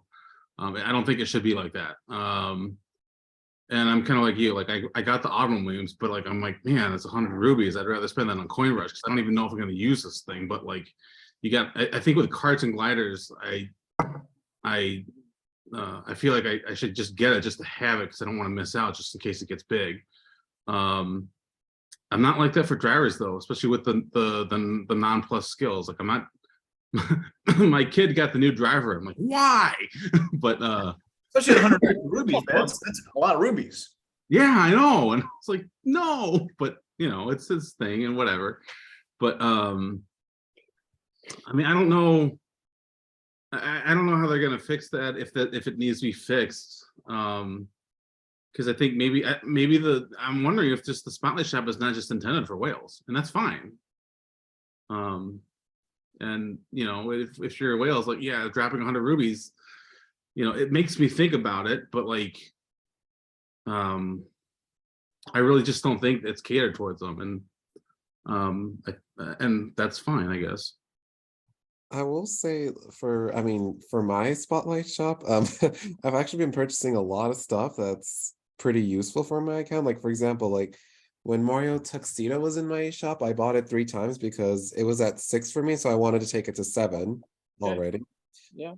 And then I bought the Comet Tail 3 times. I don't know why I did that. I was like, oh, because of the winter tracks, and like it would help me with the hitbox and stuff. Yeah. And then I recently bought the brown off-roader like a couple days ago because I didn't have that type of version of the off-roader. And then I bought the 8-bit bullet bill 3 times because when I punched it into my spreadsheet, and if I took it to 8 triple cap, it will be my #1 glider, supposedly.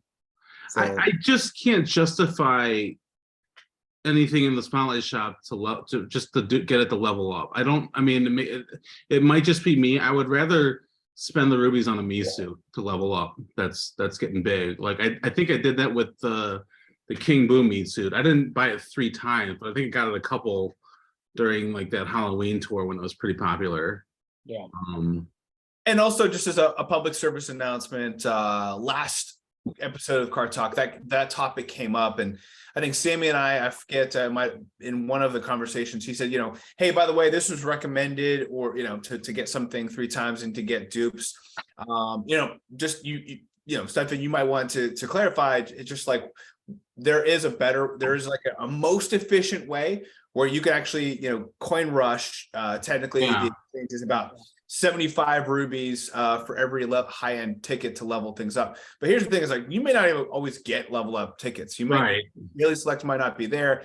There is an optimal. There is like that most highest level efficiency. But if most of the players are like Frenzy Fan Gal, you know, you don't have time to like worry about that. You want to get it to level 3. You got some rubies laying around. You just do it. You do lose like 25 rubies through doing it that way, but really at the end of the day, you know, losing 25 rubies. I mean, it really is like an apples to oranges comparison. It depends on what kind of player you are, I think. So Either way, I want to get that out there. Hero's talking about it for his account, and for him, maybe that works. Maybe he wants to save all his tickets and doesn't want to use it. And so he's sitting on these rubies, and maybe would rather use the rubies. So like, just know that there is kind of that highest efficiency, you know, next thing up. But I think for a lot of players, you know, leveling things up, you know, it can be difficult. You know, you're not going to have open shops. You're not going to have even access to tickets. And if you don't have access to tickets, just you throwing some rubies at something to get level 3, not a bad option. Now, I will say getting drivers can be tough because that's what 450 rubies that you're dropping to get something to level 3. However, with the spotlight shop, it makes me so much more enticing. Just knowing that they're like, I was even looking at that. I think it was the white me suit or whatever it was at 70 rubies. I was like, do I need that? Do I want that? That looks pretty good, actually. 70 rubies for a driver. But yeah, I just wanted to put that disclaimer out there, the public service announcement, just explaining that. But I think, you know, you bring up a good point, Hero. I'm asking everyone what they're doing. That's what you're doing. And for you, obviously it makes sense for you to looks like they're pretty powerful items for you. yeah, I will say this. Adam, do you want these boo masks? It's in my spotlight shop. So oh, come on. Yeah, man, come on, bro. Low. Go show up in a shop. So Yeah. I I found have way it. I more. don't need it. I really don't need it. It's not good for my account. Wow. But yeah, I just want to say real quick on the daily spotlight. For me, I love it because I'm saving rubies with the pipes. Oh my god, I don't know about you guys, but I was dropping like I wasn't able to budget, right? Because it's like you want an item, but here it's just like you get the premium challenge plus, and it's like, you know, $70 a tour. To me, that's worth it to be able to budget it. And I just buy me every tour when it's on sale. I have like three left that I haven't bought, and for me, I think it's great. I've saved money and invested in the Mii's and only getting things that like really bring me joy knowing it's guaranteed, like we've talked about, right? Like the a shield speedster, I know I can get it for 100 rubies, right?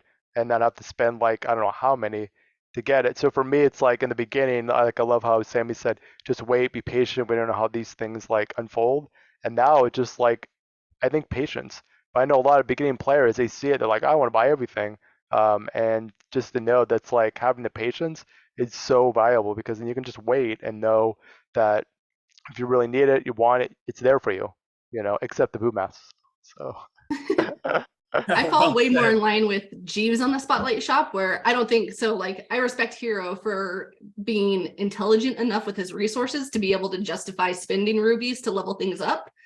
I don't think unless I go for like a top 100 run and like it's just dire that I need something and there's no other way of acquiring it, I don't think I'll ever fall into that category. But where the Spotlight Shop has been great for me is back in the pipe pulling days where we all got screwed a lot, right? There were several things like Yoshi Kangaroo that I didn't get, the tropical truck that I passed on because it wasn't worth my like resources at the time. Baby Mario Koala. Baby, oh my gosh. That's the PTSD right there. That cost me how many rubies? It was way too much. 1,000 rupees? Anyways, and he's like worthless, but he's super cute, so it's okay. But like I find myself at the Spotlight Shop just kind of acquiring all the things I missed out on so far. So I'm curious how like I'll approach it maybe in like a couple months once I get everything. So I've picked up like the sneaker, which is kind of just a passion buy, the tropical truck, the speedster, or whatever that one is called. Yeah, I approve of two of those. Yeah, love them. Sneaker? No, thank you. Let's go.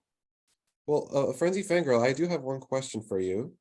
I have an answer for you, Hero.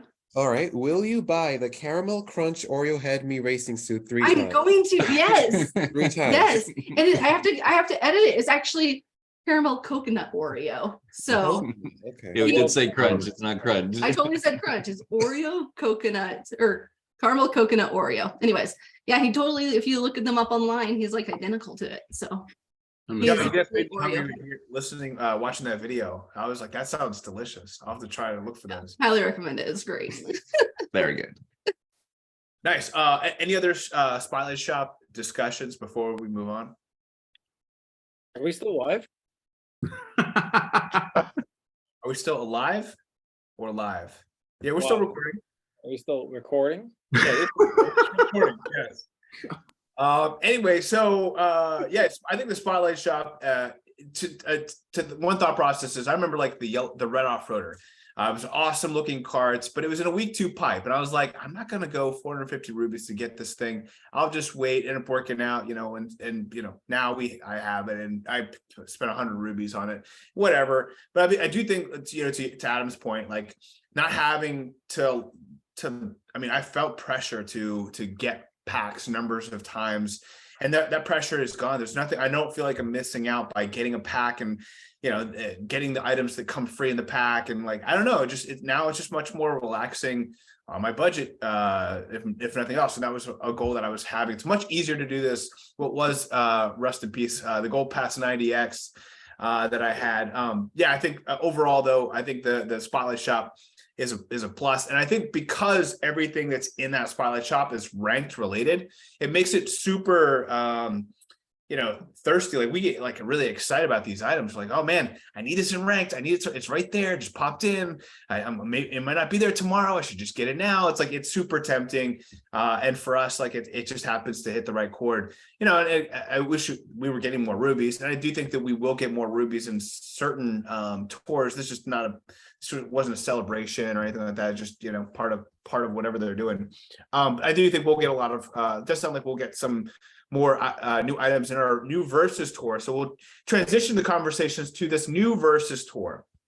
So the first thing is, what Versus Tour team will you select between Peach or Bowser, and why? And why? And BigBroLo asked the question, what's your win-loss record up to this point? So I had everyone research this. So what team are you picking and why? And then what's your win-loss record up until this point? We'll start with you, Spy2K. So win-loss record, I played 6 rallies and I'm 3-3, and the last 3 were all silver. And I think in part because I picked up on the red coin ratio situation with Coinbox. And what I mean by that, you guys all know, but maybe the viewers. But go ahead. Which is, pick the team that has the less coin boxers that you have investments in, because if they're in ranked and you need a high score, you're going to have less red coins because they get replaced by tokens. It seems to play out that way for me, whether that's completely factual or not. So that being said, if I've got, I think 15-5 in favor of Bowser for my coin box. Maybe that number doesn't sound right, but I'm going to go on Peach because I need as many red coins as possible to get into tier. So if I win ranked, or if I, place up, I'll be at 78 starting into the next tour. So I'm going to want both top 3 next tour. So I would much rather rep Bowser though. So because I already have a Peach. I have a silver Peach. I think I have both. I already have the out of those 6 tokens or badges. Yeah, so what Spy2K is saying for those newer players who always like to explain things, that tokens replace coins. They can replace regular coins and also red coins. And so if you're losing red coins, it's 2 actions. And so a lot of people will select the team that has the least amount of coin boxers replacing the tokens for the red coins. So a lot of people will go that direction. I think that's a solid strategy. It's one of the many strategies. I know some people select the team based on getting the dupe of the super Bowser or Peach. Anyone in that boat? Anyone just looking for that super? I think BigBroLo, who asked this question, he said, I'm picking Team Bowser because I just need an extra Bowser to help him close out of my shop. So what team are you picking? Win-loss record. We'll start with the Frenzy. We'll go next to the Frenzy fans because it sounded like, based on the handshaking, there might be some division there in the family. Yeah. So what's your record? I did prepare for this question. I am 5-2, so I've been in 7, won 5, lost 2. And I'm 4-3. Yeah. Oh, wow. So, Frenzy fan girl has Loser. Thank No. you guys. All right. Rally. So, So- what team are you gonna pick? So here's the thing. Obviously, I'm going to be choosing Team Bowser, but even if I weren't like so much of a proponent of Bowser, I think I would actually still choose Team Bowser for the exact reason that you guys aren't choosing Team Bowser, because I'm not one to, at least more recently, like play the game a bunch and get the tokens out. Like I need all the help I can get to get as many tokens as possible to be able to clear stuff out of the token shop. And then those pipes, like you have to get close to like 10,000 tokens just for those stinking pipes, just to get like 5 item tickets at like your last 500. So I don't know the last time that I've actually drained all of the special pipes. And next tour, they're going to be having like the row of like high-end driver tickets and like all this stuff. Like you kind of, I don't know that avoiding tokens for everyone is really like the most sound. Like you still get points for them. Technically, the radius of the tokens is a little bit larger. And so if you have more of them spray. Wow, we're getting technical. And you have a big hitbox. Okay, And you're going fast. I need to go up next. All right. Well, I want to hear from Frenzy fans, Gal. What team are you selecting?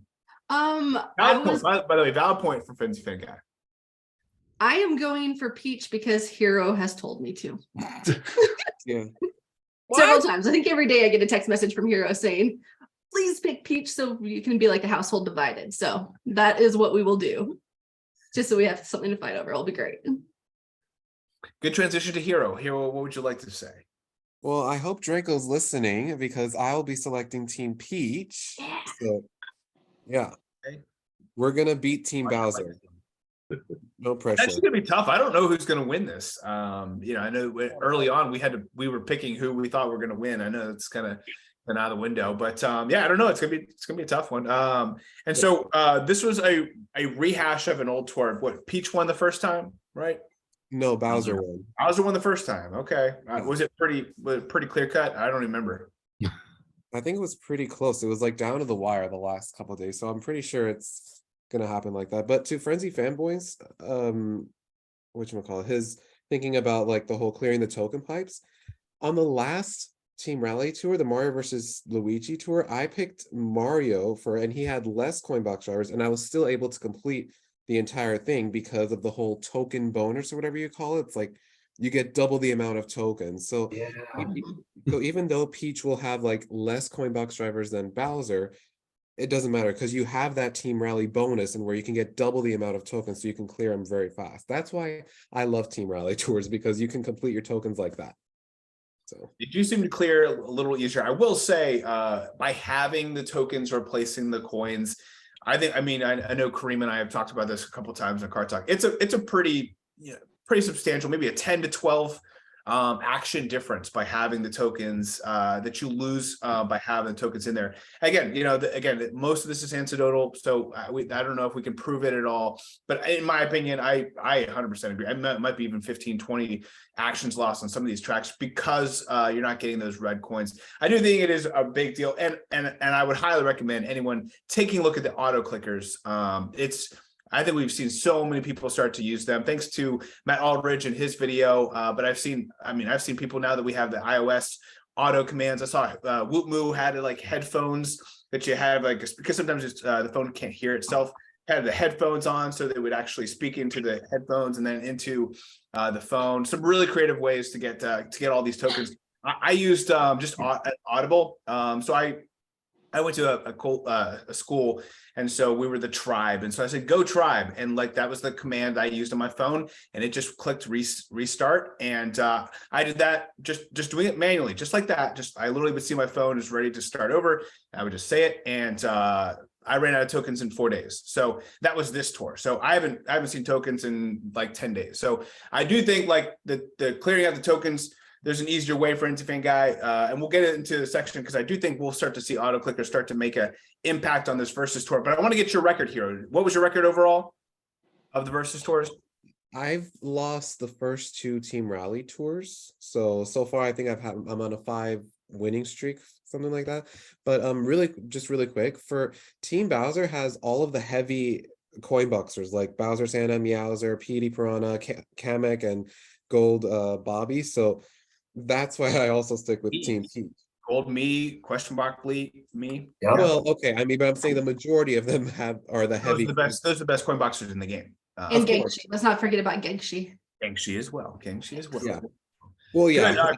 Crainbo, what's your record and what team you picking, man? Yeah, so I'm 5-2, and considering I'm the same player as Spy2K, same exact answer, right? Since I'm trying to go for ranked right now, I may vote with my heart sometimes, but yeah, right now it's just straight Team Peach, just so I can get the red coins and hope that those are the coin boxers in ranked. We certainly hope so. Adam, what team are you picking? What's your record? Yeah, I mean, now I'm like, I don't know who the hell to choose, but I just, for me, I've only played 3 versus tours, and I'm like 1-3. I've only won 1 or 1-2, and so, yeah, I mean, for me, yeah, I mean, most of the coin boxes I have are on, Bowser, so I have like none on Peach, so I guess I'm picking Peach because obviously I want to win rank, and any extra action counts I can get with the red coins is, I'm gonna do. So I think that's my choice. Yeah. Now I know a couple people have sprinkled in there. I hope these tracks are in ranked. We do have this brand new Peach track, so my guess is we could see some Peach alts, like say Peach Vacation, Pink Gold Peach. We might see some of these Peach Coinbox drivers in ranked on that track. So I know everyone. If you are going for ranked, I don't know, maybe to Frenzy Fan Guy's point, maybe you do go Team Bowser if that's more important than anything else. Again, just put it out there. Frenzygrind, what's your record, man? I'm going for. I'm just gonna go for what gets me where I need to be. I'm gonna go for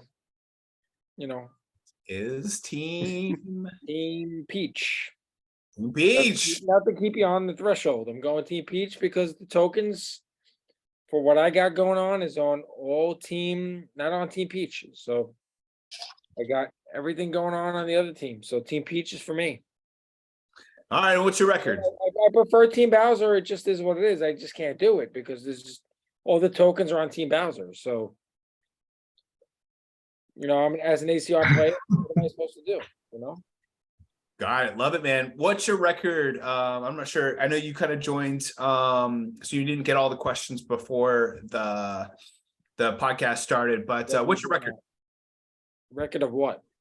In versus tours, you can look, I'll go to Jeeves while you're looking this up, but yeah, in your I'm game. not gonna look it up. I joined 20 minutes before we joined, so I don't know. Yeah. what So the like questions. your badges, you if you look at them, you can see how many versus tours you won or lost based on whether they're gold or silver. It's like right above the all cup ranking badges. I know where it is. You don't have to go there. I know where it is. Are you looking that up, Jeeves? What's your record and what team you're picking, man? Yeah, let me give you some time for Frenzygrind to recoup here. We're going to look up, but I'm 5-2. I have to give out a shout out to Gamer Amy. I hate rally tours. I know she hates them. I hate them so much. I think they're stupid. I don't know why they're still here. Tell us how you really feel. I really feel like they suck. And in terms of like what to choose, well, first of all, like I'm not looking at a spreadsheet for another 3 tours, so I really don't care. So I don't know if I'm the right guy to ask for all this, but I usually have my son pick. Octavio was like, "Who are you gonna pick?" And I was like, "I'm gonna let my son pick." But now I think about it, it's like he's obviously gonna pick Bowser. He's obviously gonna do that. But I'm basically gonna go with Peach because she's hot. Okay. She's really good looking. Answer. I'm still waiting for Peach swimwear next year, hopefully. And yeah, I think I'm just kind of chilling the next few tours. So let's go Team Peach. Yeah. Let's see what Stud will. And if there's extra motivation because then I get to beat Frenzygrind, and maybe Draco will like me. There you go. Mushroom Legacy. Yeah. Can't go wrong. Z, did you end up getting your score? Your record? He's 0-7. I don't think he wants to tell. It's fine if you don't. Not a big deal. I will say I am going with Team Peach. Mainly, and this has not been said, but mainly to get out of the way. Mainly what Crainbo and Spot2K have talked about with getting the tokens. I do think that makes it very.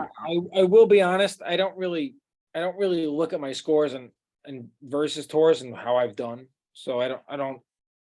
If someone's coming up to me, I'll look up for you. I'll check your profile. Don't worry about it, buddy. Okay, well, go for it. Go for it. Look it up.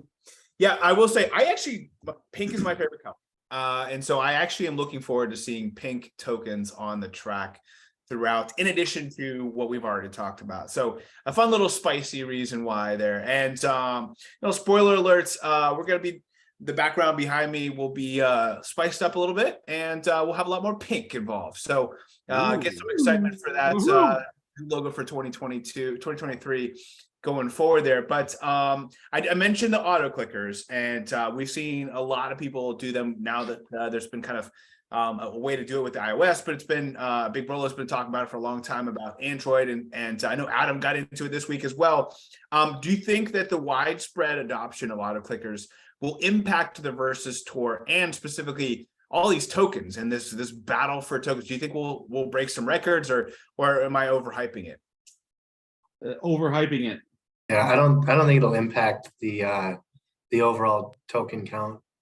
Personally, I'm happy that I figured out the iOS auto clicker process, but more or less just as a personal, like challenge and goal. And I did it for the last tour to clear out the tokens so I could have a higher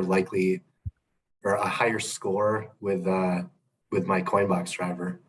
But I only did it one night, and the rest of it was, just regular play.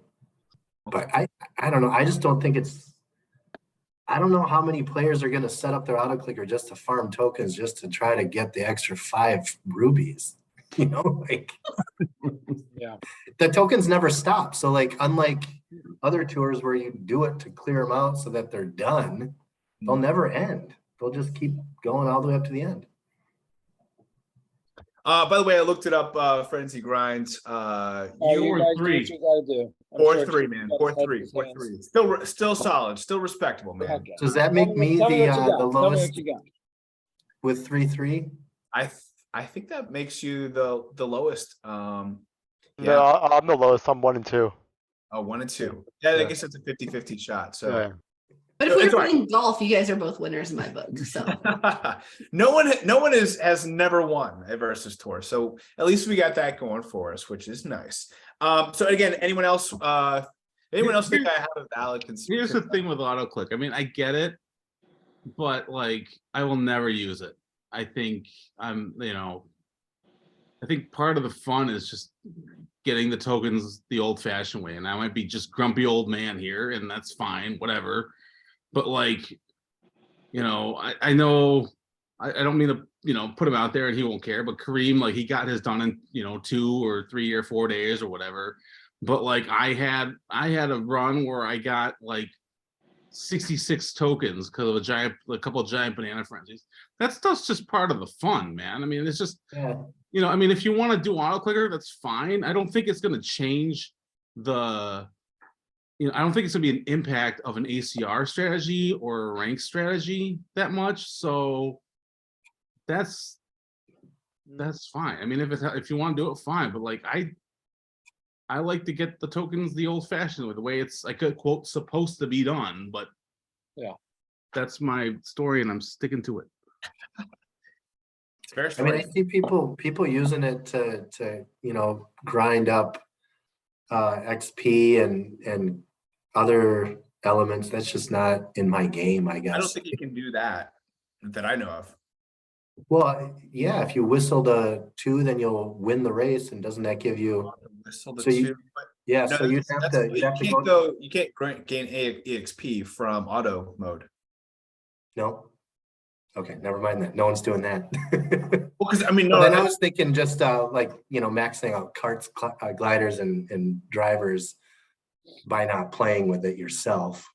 I mean, I think getting rid of the tokens, it gives you an advantage, but like I don't think it's significant. I mean, I compare it to like with player level. I mean, I'll put Godwin on the spot here. Like his player level is really low, right? He got top 10 one time. So it's like couple times, I don't yeah. it's not earth shattering. So Well, I I mean, just want to be very, very clear. The auto clicker, none of the auto clickers actually help you gain levels. So just want to get that. no, they don't give levels, but they give you basically, it gives you access to the red coins, to quote more red coins, right? Because like you're getting it done early. Yep. So, but Yeah. like, So like a good example would be Brian Voice came to me and asked me in a DM, like, hey, how do you feel about auto clicker? Is it cheating or not? Does it give you an unfair advantage or not? And in ER we had to kind of address this about 4 or 5 months ago when it kind of first started taking off. And everyone has access to it. Everyone can exercise it. It's not like boosting where you actually have 2 people and that is clear cheating in our mind. That's why we have a zero tolerance policy. But for auto clickers, yeah, you get through the tokens quicker, but everyone has access to it. Everyone can do it if they want to, versus no one has 2 people accessing account while one person's grinding, while one person's sleeping.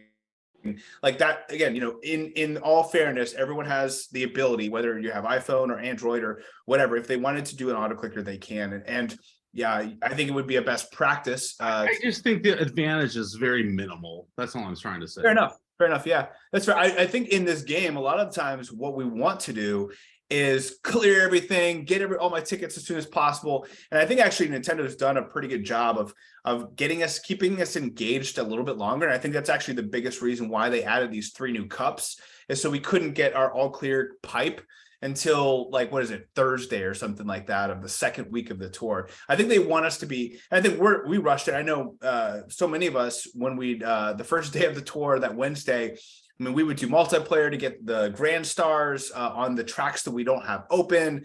We would like literally try to like clear out every premium. I'm a victim of it, or person who would do it. I think ultimately we kind of had these tendencies to just clear everything, do everything, but then we sit around for 10 days like, oh, I can't wait till the next tour. Well, yeah, because you did everything on the first 3 days of the tour.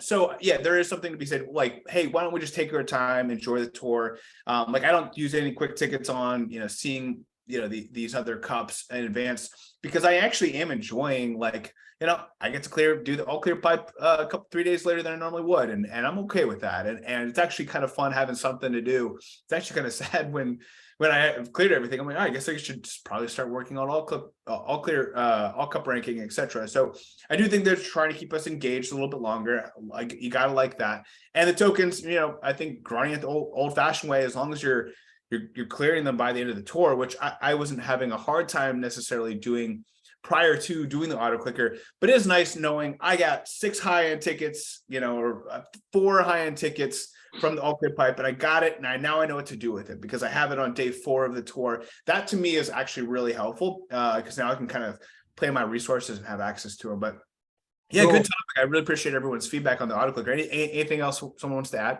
Well, I want to ask the group, what was the original purpose of auto mode? So this obviously is just an exploit to repeat auto mode over and over and over again. When it was released, was it in the original game, or did it come in an update? And did they explain besides taking pictures? I mean, I guess. I think the goal was that you could take pictures and take, Okay.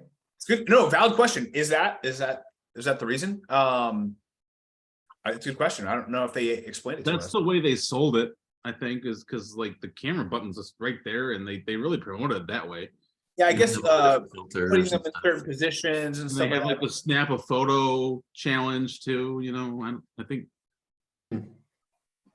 But yeah, I mean, Because a lot of developers put a lot of time into designing the courses, and they want us to appreciate it. yeah. They're I like, don't think "This is my work." it was a goal to get tokens, or I mean they kind of said like you get the coins that go with it to go into with the over like the 300 or 600 you get. But it was very I mean it was very just based, I think it was based on like for getting good snapshots, I think. Valid question. I would probably agree with that. They never really explained it to us, but I was using it for base points, base point grinding for. I mean, even before the tokens became a thing through autoclicker, I would just do the base points. I loved it even when I was doing a little bit of golfing. Just I get my carts, just rerun it, and I would get base points, pretty easily throughout the 9 holes of playing golf. BigBroLo asked a question: Versus Tour, with this being the 8th installment of the Versus Tour coming back, and they're already redoing a matchup, a Peach versus Bowser Part 2. Are the devs being lazy with this back-to-back rematch, or why do you think that they're doing a back-to-back rematch? We'll start there. They are lazy. So it's not back to back though, because there was a Mario versus Luigi. Oh no, I'm sorry. I think he says back-to-back rematch. I don't think he meant back-to-back. But why do this? Why run it back? I will just say that I think this is the first filler tour that we've had in a while. I know Sammy will hate me for that because it's a new track, but this is a filler tour. Here's the thing. It's because there's no new like big driver. Yeah, there's like some maybe new carts and like a new Shy Guy or whatever. I mean, Peach Gardens, it's a nice track. It's a boring track. It's a boring track on the Wii. It's not going to do much. It's like it's basically like Luigi Raceway. It'll just go. This is a filler tour. Save your tickets. I'm on the fence and will say it's not a filler tour because we technically have a new retro track and we're also getting Amsterdam 3 back. What I consider as a filler tour is if we just have RTs. Yes. Like a Well, new- or just no new tracks. Yeah, no new I track. think this is the modern day filler tour, I think, because of all the new stuff that they're throwing at us. So I think the filler tour has evolved, and this is it. Hmm. Can you at least agree with me on that, Hero? Come on. Why are you really begging for Hero to agree with you? Yes. This guy's smart. Let's go. I'm not smart. Hero, it's all you got, man. Come on. He's Say all you yes. got. Agree with me. You don't have Uh, to peer pressure. Let's see what he does. I he cannot agree with you. This is a filler Come on, tour. Hero, All right, come on. let's get a raise of hands. Who thinks that this upcoming tour, this Peach versus Bowser, is a filler tour? Raise your hands. Come on. I'll tell you what I like about it, right? All right, yes. I like that it's going to be a mix of like a new retro. I saw Bowser's Castle in the trailer, and then we've got some city. I like how they're mixing it up, right?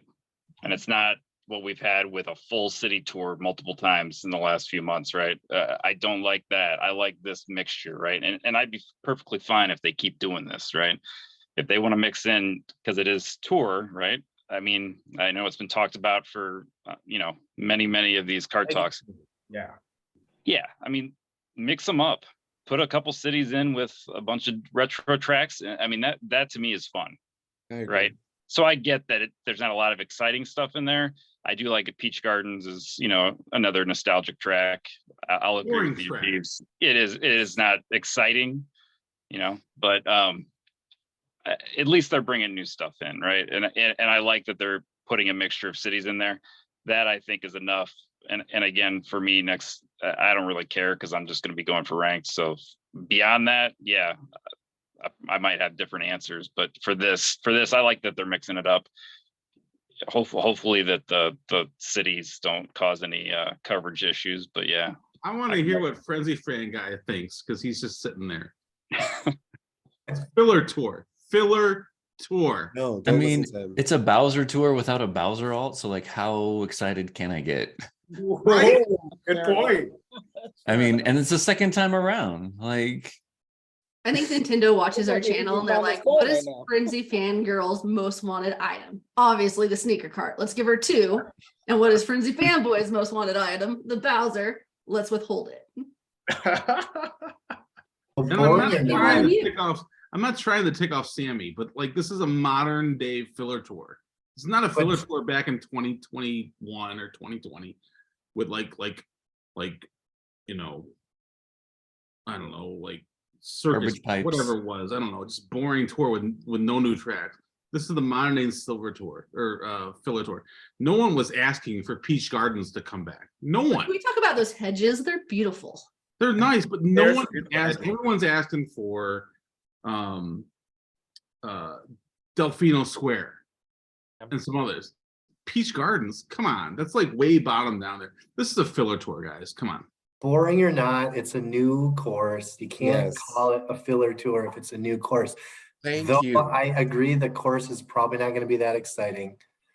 Now, I have a different theory though, and I'll resurrect kind of my question from the last Kart Talk, the only one I've ever submitted, which was kind of, in line with, I think we have a developer sync issue with the team that's building this game for us, and we were so into it. I'm an analyst by profession, and so I'm overthinking a lot of this stuff, but I think we got the track teams that are out of sync with the driver kart and glider developers. And I think the evidence for that is all over the game. But most recently, we got the autumn leaves, not in the autumn tour. Yep. I think those were supposed to be an autumn tour. And I think there's probably going to end up being, I'm just going to keep wishing for it, a new Bowser alt that's probably going to come. And it was supposed to be ready for this tour, and it's not ready for this tour. And evidence will be when we get a new Bowser alt or a new DK alt, and they didn't come out in the tour that we thought they should. I just think that the team is probably not in sync, and it's probably like, someone got sick, the whole team went down, that particular group of people, everything fell off. And, you can imagine, developer board of all the different sprints that they need to work on, and they're not in sync like they should be. So we're just seeing the real world, you know, effect of that in how these tours are coming out. It is very obvious that this should have been the autumn tour. Like there's so many clear things, even like when you look at the top shelves and stuff, it's very, very clear. So yeah, they pushed it back for some reason. I 100% agree with you on that speculation. But yeah, I mean that I think it's interesting to tie it to the Versus Tour, right? And I think that's really interesting. I don't know if that is necessarily an argument that it's not a filler tour necessarily, but I think it's Filler a tour. I Go ahead, also Drew. there could be, like I said, there's probably got to be a link between Mario Kart Tour and the Mario Kart 8 DLC booster course pass, because they just released Wave 3 and they included Peach Gardens, so they're like, okay, let's put Peach Gardens in Mario Kart Tour as well. So that could be a reason why this, we're getting this track, because they're linking it towards Mario Kart 8 DLC. So again, we don't Heroes being all smart, man. For that reason, I'm really hoping we see Rainbow Road come back, 3DS Rainbow Road, whether that's in Peach Bowser Tour or the next one. But you mentioned the Comet Tail. I think that's on that course, or it's one of the rainbows. I don't know if it's the 3DS one, but I've been looking forward to that one coming back ever since Crazy had that crazy run on, that record-breaking run. We haven't seen it since then, right? It's been a while. It's been a while. Yeah, no, I don't know though. I just still don't understand. I don't know if we've even discussed it quite yet, but why Peach versus Bowser again? Why not give us some matchup that we haven't seen yet? I don't know. That question's still out there in my opinion. It's What about weird 'cause Mario versus Bowser? or Toad Yeah. versus Yoshi, Pauline versus Rosa. It's because we're gonna get Wedding Bowser in the next tour. Because it's a filler tour. No, it's the repeat. It's a filler tour.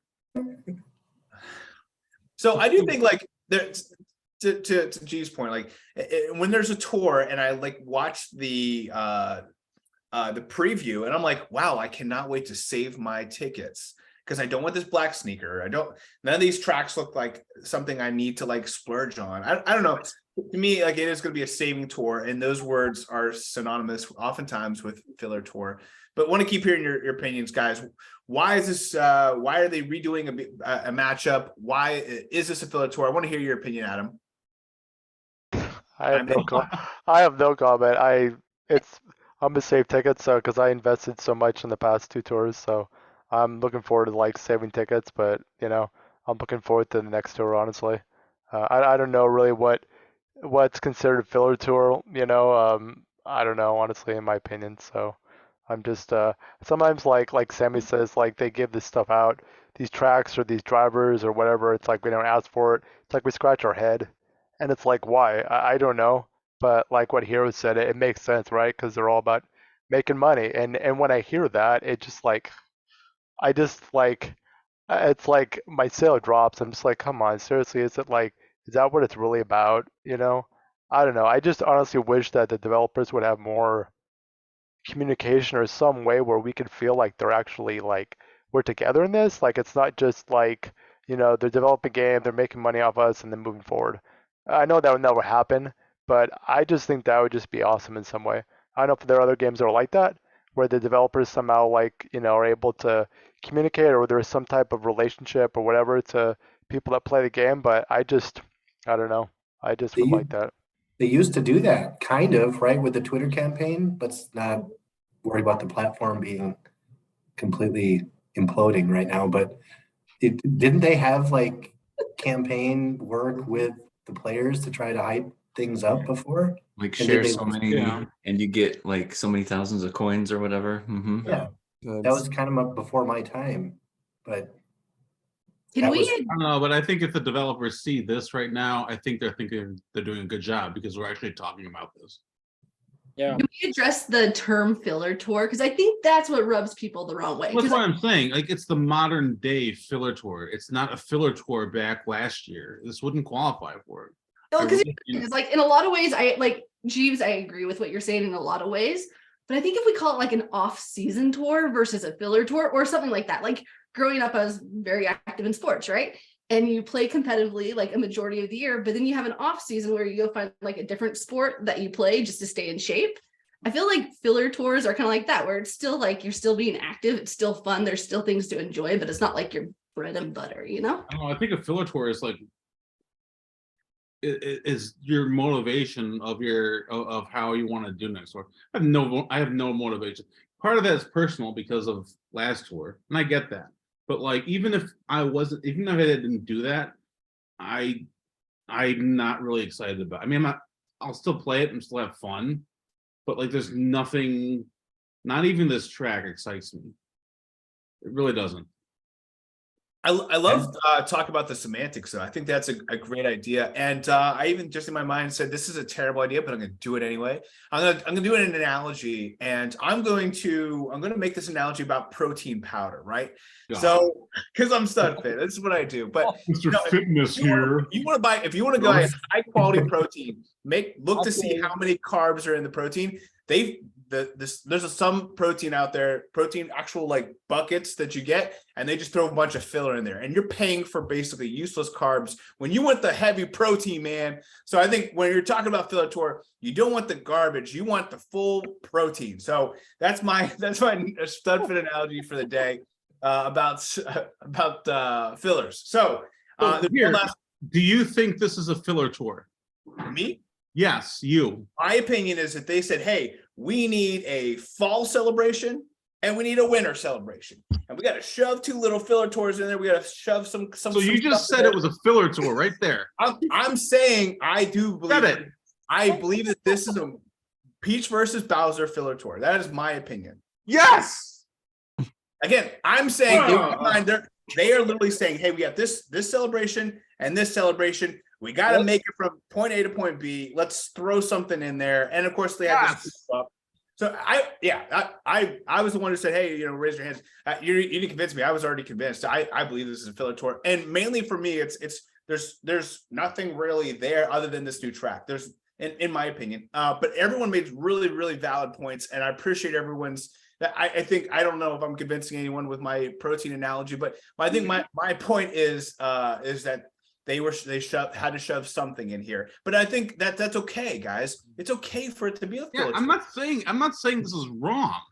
Yeah, no, I am looking forward to saving. I'm looking forward to taking a little bit of a break. This tour, I'm actually really enjoying the tracks. And next tour, I'll maybe spend some time with my family during the holidays and go to holiday parties. No one's gonna ask what happened after this current tour. Yeah. No one. This is exactly what's happening. Who remembers what happened after the Kamek tour? I have no idea. No one cared. It's a filler tour. That's fine. I'm not saying a filler tour is wrong, but it's exactly what you said. So we need a break. It's just what it is.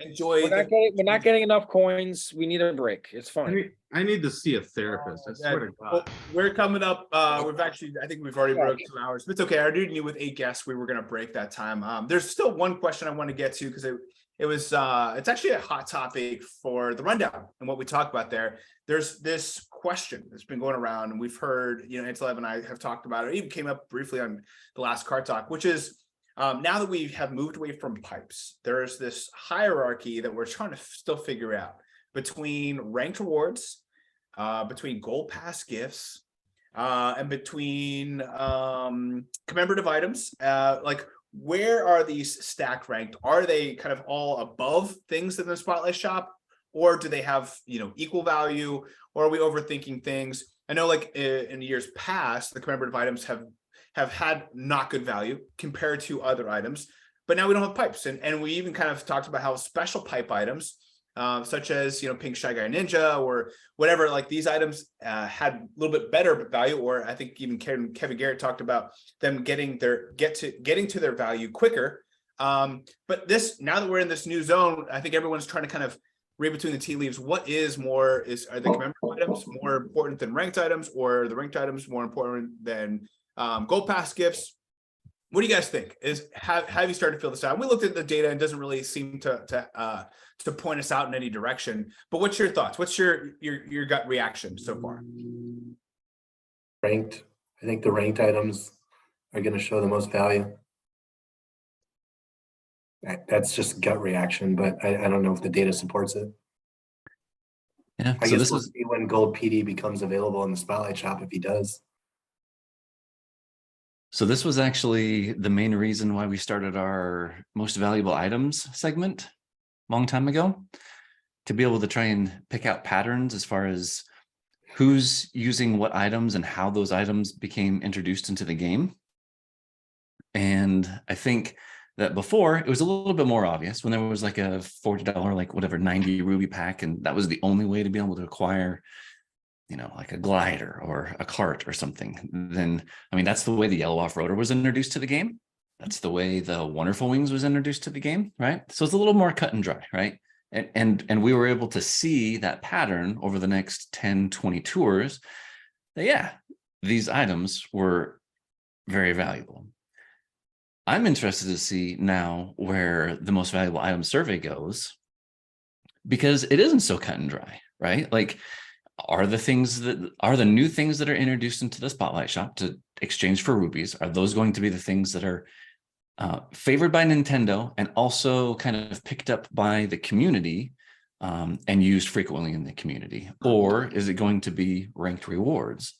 Or is it going to be the only way to be able to now exchange real currency for items, which is commemorative? Like you no longer spend $40 or $20 or whatever it is in your country. Now it's like the $3.99, right? And so, yeah, like I kind of hope that we get more people engaged in the most valuable item survey. It's every week, frenzyfans.com/MVI for most valuable items. And you just click on the things that you're using in ranked. And then I aggregate all of that data and on our server, have a little summary of all the information that we're getting. So I find it interesting.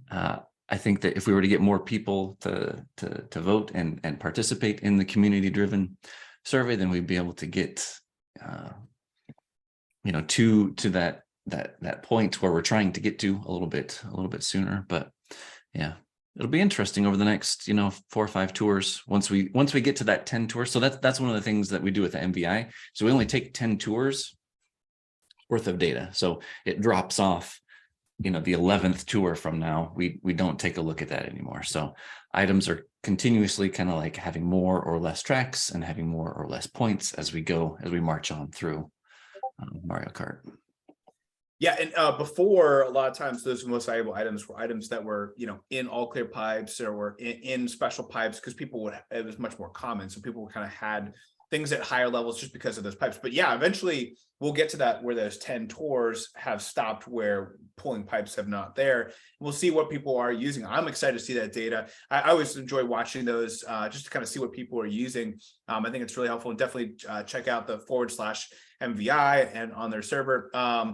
No, I still think it's, and one of the reasons that the data was inconclusive is because it's just too new, right? So we don't know what the value of even items came out 4 tours ago. We don't know what kind of value one thing has over another between gold pass gifts or rank gifts, but we're gonna find out. And I'm curious, Frenzy fan guy, what's your gut? What's it telling you?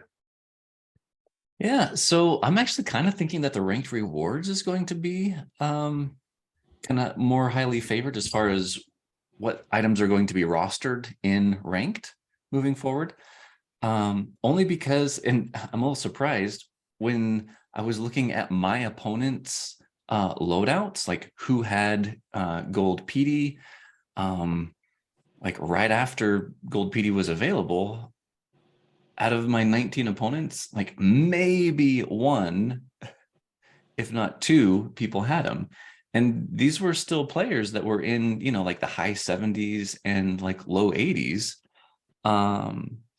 So, I mean, maybe I always kind of think that like us as content creators and the people that we interact with, like on a day in and day out basis, kind of think that Everyone has it.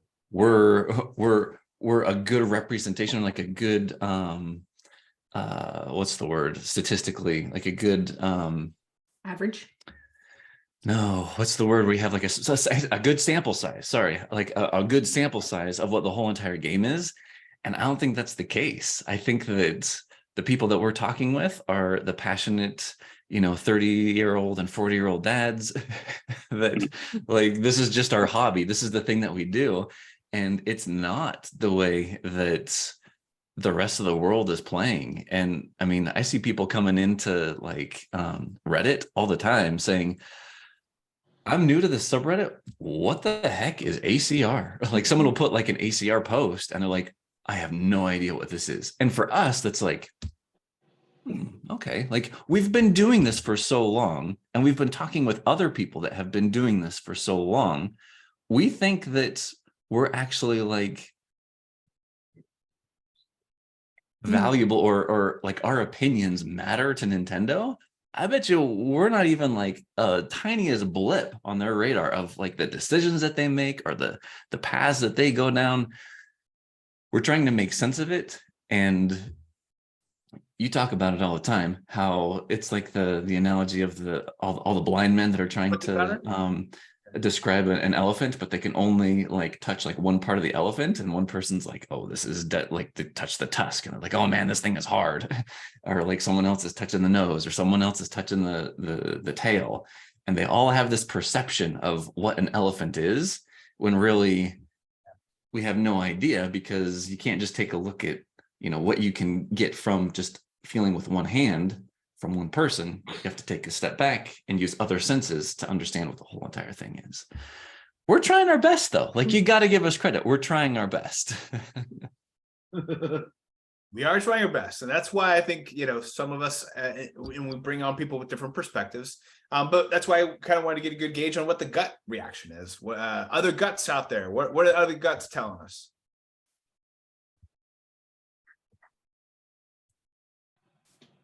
Crickets.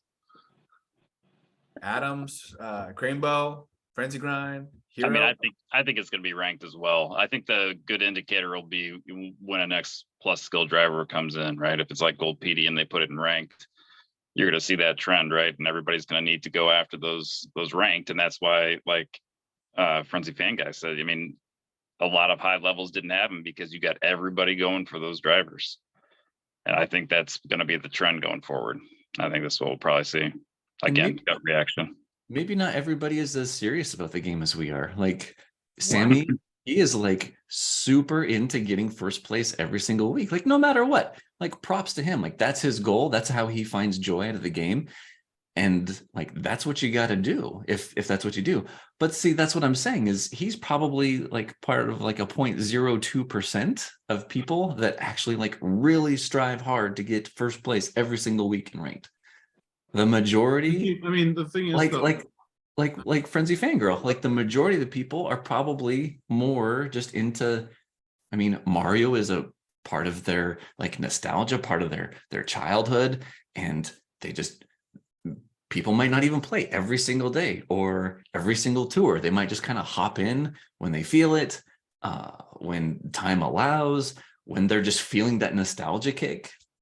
Whereas for us, we're like, no, we're going to make a freaking YouTube channel out of this. I'm going to make a calculator. Other people are making trackers. Like, we are taking this way too seriously, but it's the way we enjoy the game. Like, a lot of us have analytical minds. A lot of us have full-time jobs where we take our skill set from what we've learned in the real world, and now we're applying it to this game to make it more fun and more enjoyable, right? Yeah. Yeah. Well, I think in terms of the rank thing, it's the rank rewards from first to third, they're pretty minimal, especially with first to second. And I don't know if people are really grinding just to get first. I mean, I always try to get first because you got the most out of it with the rubies and the coins. But I think the difference between first and second is just the coins, right? What is that? I think it's 5 rubies or something. Or 5 rubies, so it's really minimal. So I think that's an argument that said they're kind of trending away to try to get you to spend stuff for ranked, and that could be wrong, but it's definitely a change from before the update. So because like I don't know if they're trying to gain new players now because it's been around for so long. If you're a new player, I don't know how I'd be turned on to this game if I was a new player, to be honest with you. I don't think I would last very long. I would think that their goal is to focus on keeping the current players that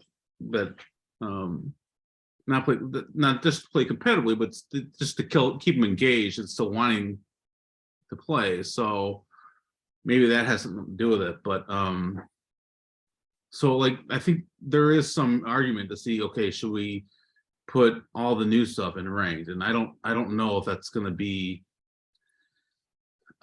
happening in the future. I will say, as we look at this data, as we start to get it, I think there's going to be a lot of things that skew the data, meaning that like gold PD is obviously going to throw ranked, compared to the Mumumi, it's going to be night and day. Like one's going to be really valuable, one's not, and like, I think we're going to see this Mumu Offroader be really strong in some of the most valuable items.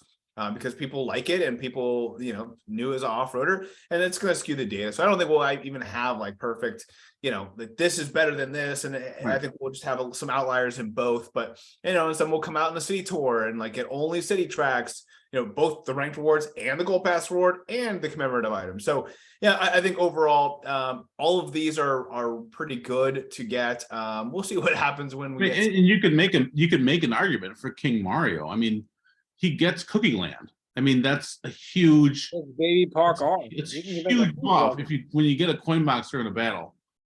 So like I've always thought about like, man, maybe I should put my tickets in the him. That was before this. I understand that, but it's just like there's so many options, and it's pretty crazy. They'll get more. They'll expand. They'll get more. Yeah. So, all right, guys, we're well over 2 hours, and I'm so thankful that you guys were able to join, and I appreciate everyone's patience. And like I said, this was a very unique time of us doing this with Thanksgiving. I appreciate everyone's patience pushing this to a Saturday. Obviously, I wasn't able to do a lot of recruiting with Thanksgiving and whatnot, but I absolutely loved having everyone here. One of the questions we had was, what recommendations would you have to a newer player? I'm actually collecting these answers from this past year and putting together a very unique video that I'm looking forward to putting together here. So I thought the way though we would transition this time would be say one thing that you're thankful for with Mario Kart Tour. It's a surprise question, so sorry I didn't give it to you ahead of time, mainly because I just thought about it about 30 minutes ago. But I think it's with Thanksgiving, there's a lot to be thankful for. So I think it's a really good question to kind of toss out there. For me, it's the swipe up. For me, it's one of those features that we don't think about as like this really great enhancement. But just like when you're playing the game and life interrupts you, we talked about, Jeeves just talked about it earlier, but you can just swipe up and it pauses the game. Like if it did not have that, I probably would have quit this game within the first. I honestly believe that. So for me, it's one of the things I am most thankful for in the game is being able to swipe up and pause the game. I know it sounds crazy, so simple, right? But it's one of those things we take for granted. Who else would like to start? I know this is a question kind of tossed in at the last minute. Anyone prepared enough to throw in there? I'll start. Go ahead, Jeeves. All right. Well, so I think I just think. And also think about your fans. I don't have fans. Everyone's kids here are fans. I'm your fan. I'm just thankful for the people that I met. I think over the years, I never thought I would get to this point where I've established, somewhat personal relationships with people, like with you, Dan, or Fangirl. I mean, the biggest one I want to really thank right now is God Mode with the last tour. I mean, he's been, he's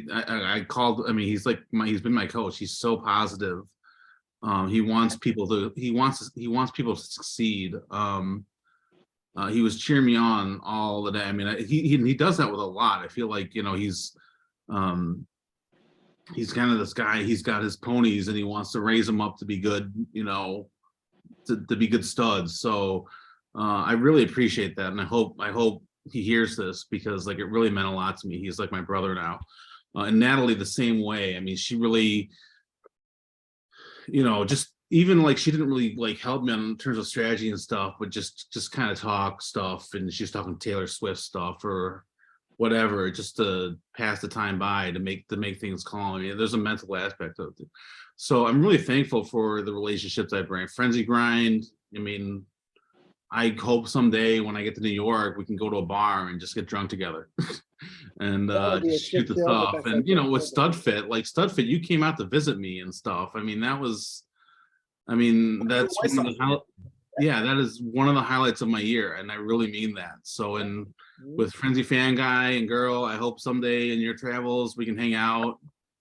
And I'm really thankful actually for Adam, getting to know him and his story. I wish Nintendo, I mean, I know it's a really popular game, but I really wish Nintendo would put some kind of focus on disabled people. And Adam's story is really inspiring, especially with this tier and stuff. So Yeah. Just the community, I think right now is just, I'm really thankful for. So yeah. I mean, you couldn't have said it better. Yeah, I heard you're really thankful for Taylor Swift. I think that's what I walked away. Thankful for Taylor Swift. And the One of these carts, days I and the will go to carts. one of her concerts and I will meet her, but that's not going to happen. Frenzygrind. What's one thing you're thankful for with Mario Kart I Tour? mean, it's hard to follow that. I mean, Jeeves, one of my best friends in the game, man. He put it really well. I mean, before I even go into my friends, I mean, Adam, I'm so blown away by how you play this game and Very everything. blown away. The pillar of the community you are. It's amazing. So God bless you, my friend. Keep up the good work. Whenever you ever need a hand, you know, all of us will always be there to help you. It's just amazing. When I heard this, I was blown away. I wasn't coming on tonight. I had things going on with my wife. My wife was busting my balls. I had to get on. Jeeves knows the story. I had to get on because, you know, He is screwed tomorrow. there's nothing I can do. It is what it is, but I found the story amazing. Like, God bless you, my friend. I don't even know what to say. I hope to get to know you better, and it is what it is. We're all pillars of this community, and that's what we're gonna do. But I don't know. I just want to throw a shout out to God Mode also. Him and Brad, they got in my ear. They made me make some moves this past week that really shot my account up tenfold. And if I didn't listen to them, I wouldn't have done it. So yeah. I just don't know what to say. I got homies in the group, man. Jeeves, God Mode, Brad, Jedi. Like, we got our own little pillar, and they know the game so much better than I do. And if I didn't follow them, I wouldn't know what I was doing. So, I'm just thankful to them, and thankful to you, Studfit, for letting me come on this thing, you know, whatever. But thank you. Yeah, you're welcome. Thankful for the homies. I like it. Hero. Say goodbye to your fans, and what's one thing you're thankful for Mario Kart Tour? Just echoing what people have been saying. I'm just Wish I was thankful in for Miami. I'm just thankful for the community, honestly, like for all the support. I remember like my first ever top 100, like a year ago, I was gonna do it, and then now I've joined ER. I think it's been almost a year since I've joined it, so I learned a lot of things in life about like what to do, what not to do in terms of the game, and yeah, just meeting new people as well. Like like for example, like Kareem, he's always there for me, and same with him. Like I even supported him. I pushed him for his top 10 record, even though he said he wasn't planning on doing. So That is awesome. yeah, it really was. So yeah, I guess that's about it. And obviously, Adam, I hope Nintendo's listening to this. Give this guy the boom masks. Don't give it to me because I don't need it. Please give that guy the boom masks, and that's it. Yeah. Adam, you were called out, so say goodbye to your fans. Obviously, you'll get a lot of people that are really inspired from your story, and thank you again for joining. What's one thing you'd like to say thankful for the Mario Kart Tour game? The boom mask that will be in my spotlight shot tomorrow.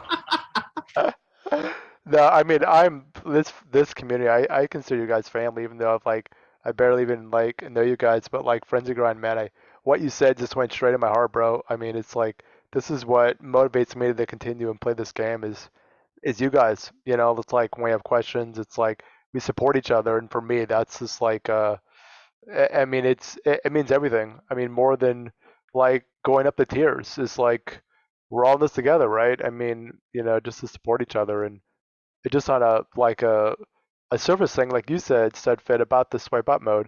Like I didn't realize that until you just brought it up. But for me, it's like when you're playing, you're getting like a really good run. I'm like getting a really good run, and it's like a giant banana frenzy, and then like I need to like I don't know wipe my screen or like take a break, or it's like to be able to do that. Like I didn't realize that's really good at like helping me kind of like readjust, and so yeah, I mean, I'm thankful for that, and it's The great most, that it's. most amazing thing about this situation is we're a family.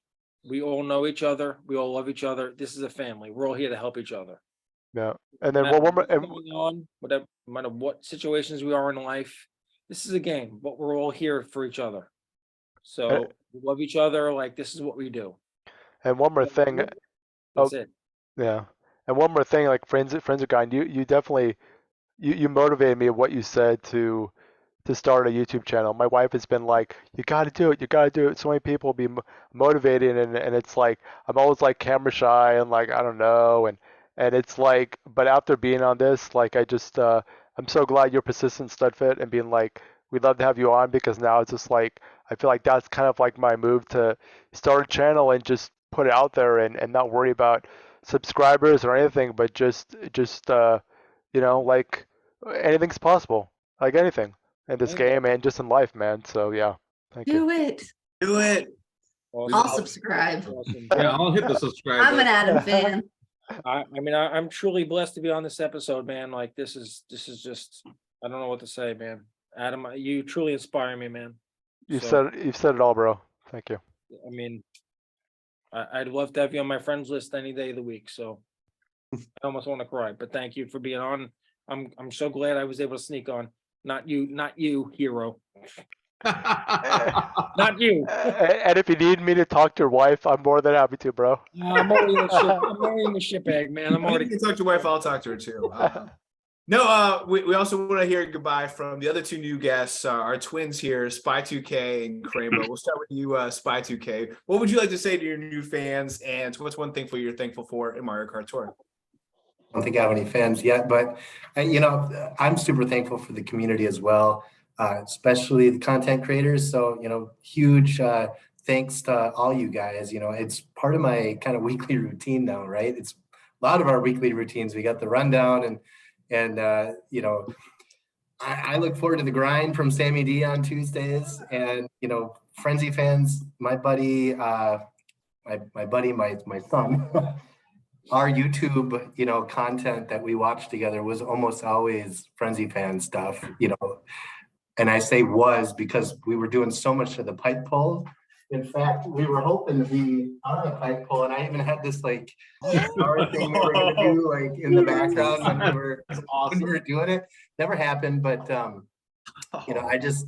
it's super fun to see all the stuff that you guys put out, Draco, Carlos. I can't name them all, but it's just awesome to have access to that and to get to know you guys. Like Jeeves, I'm meeting you for the first time here, but you're a household name because we've been watching you do pipe pulls with Frenzy fans for all this time, and you've been on Kart Talk as well. So in game though, I will have an answer for you in game because Studfit, I liked your like swipe up thing. This isn't going to come to us as a surprise to any of these guys, but the try again and keep the same lobby. If you are going to try to boombox, that's a huge, what do you guys call it? A life enhancement. Quality of life. Yeah, quality of life improvement. So I'm not a good boomboxer, but man, once I get the right lobby, Oh yeah, it's a beautiful thing. comes in handy. So that's a good tip for the new players too. If you are trying to figure out boomboxing, take advantage of try again so you can keep the lobby when you've got it. But I'm just super grateful, thankful, made me happy to be on here with all you guys. So thank you so much. Absolutely, man.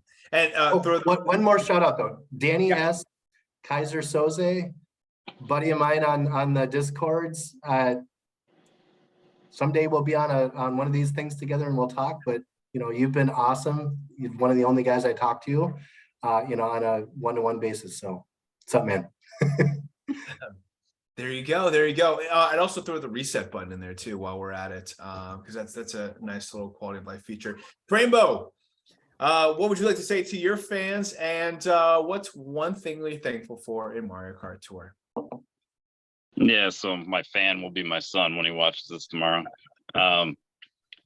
Yeah, no, I mean, this is great. I think in terms of the game, I mean, I love the game, right? And obviously the community and everything else that everybody's talking about. I think I'm most thankful for the game came out when it came out at the end of 19, kind of perfect time. And I know other people have talked about this, but I think, with what everybody went through the last few years, right? I think it couldn't have, what's that? Yeah, like with COVID as an example. Yeah, exactly. I mean, everybody dealt with this, and I think it couldn't have come at a better time. So, I had another video game I played, and then this as well, and it's just like it was perfect timing. Everybody's staying at home and everything like that, and it came at the right time. So I'm thankful for that. Everything within the game, obviously, everything you guys are saying are great points. And then to echo the stuff on the community and the content creators, I mean, I really started with to Spy 2K's point, like I truly get excited when all of you content creators post new videos, and it bummed me out when Frenzy fans were doing all their traveling and moving because the videos. Hey, no, I totally get it, but I mean. It nothing better than late at night, you turn on, like I put YouTube on and then I see a new video from somebody pop up. I mean, I try and follow everybody from big to small, and I always try to get the likes in there because I know it helps the community. So yeah, so just grateful for everybody involved, and really appreciate you having me on. Absolutely. It's been a pleasure having all you new faces on here. And if you haven't liked or subscribed, please do so now. No, actually, no, seriously, leaving the like actually goes a long way. It helps people see this video. Yeah. And again, this is a great episode. Because we had so many awesome stories. I think especially if you only leave one like on any video, I'd love to see it do on this video. This is probably one of my favorite Kart Talks, just having this such a great experience. And I wasn't sure how this would work out with 8 people, but I thought you guys did a phenomenal job. So I appreciate that. Frenzy fans, what would you like to say as something you're thankful for? And then do your well-known goodbye to the community. Okay. Well, everybody knows I love the community. So I hope that goes without saying. The community is amazing. All my peeps and my people. Like, I just love you guys. But here's the one thing about the game I'm most grateful for is the fact that it resets every 2 weeks, but it builds on itself. I think if this were just like a console game, I would have stopped playing like 3 months in and maybe just like dabbled here and there. But I love the fact that like we have these mini tournaments that keep us engaged, and like massive shout out, like as much as we rag on the Nintendo developers, like thank you so much, because it's a lot of work. Like Spy 2K was mentioning, like the whole development team, like it takes a lot of effort to put together this type of thing. Granted, they get paid for it, but still, like I'm grateful that it's still in play, it's still going, and hopefully we'll be around for a long time. Even the filler tours. I'm Even with the you. filler tours, the off-season tours, Not they're the great. filler tour. Yeah. No, actually, no, you bring up a good point. Like my sons have been playing Pokemon Scarlet, and it's a brand new Pokemon game. It's literally been out for a week.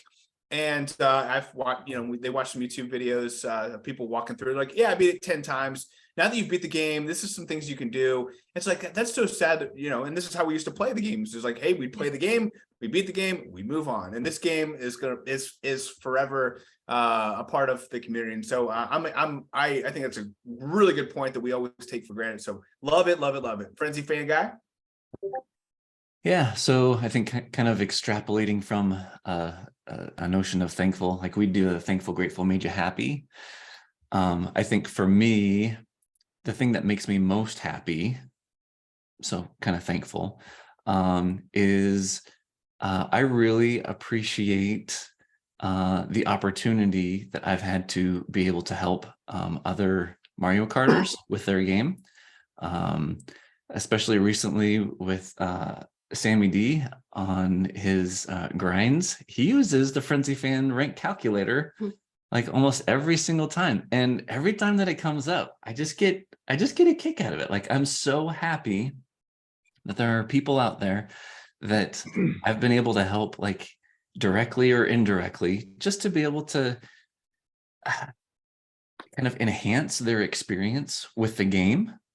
And I just really, I guess, appreciate the opportunity to be able to help others. And when I get to see that people, so like a lot of times, like on our Discord, people will use the Frenzy fan calculator. I'm like, oh, this is so cool. Like, I just get a kick out of it. So I really appreciate it. And kind of along to what Frenzy Fangirl was saying, I really appreciate, or it makes me happy in the game, that there's a scoring system the way that there is. It's a completely different aspect to a racing game, particularly Mario Kart, that none of the other Mario Kart games have. And it introduces an element of strategy that the other games don't have. And I think that that's kind of building upon what you're saying. Every 2 weeks there's a refresh, but you get to build upon like things that you've invested in and kind of what you hope does well for your account, so on and so forth. So I think that that's the thing that I'm most grateful for. So with that, thanks everyone for joining us. And until the next episode, may the frenzies be forever in your favor. See you guys later. Filler tour.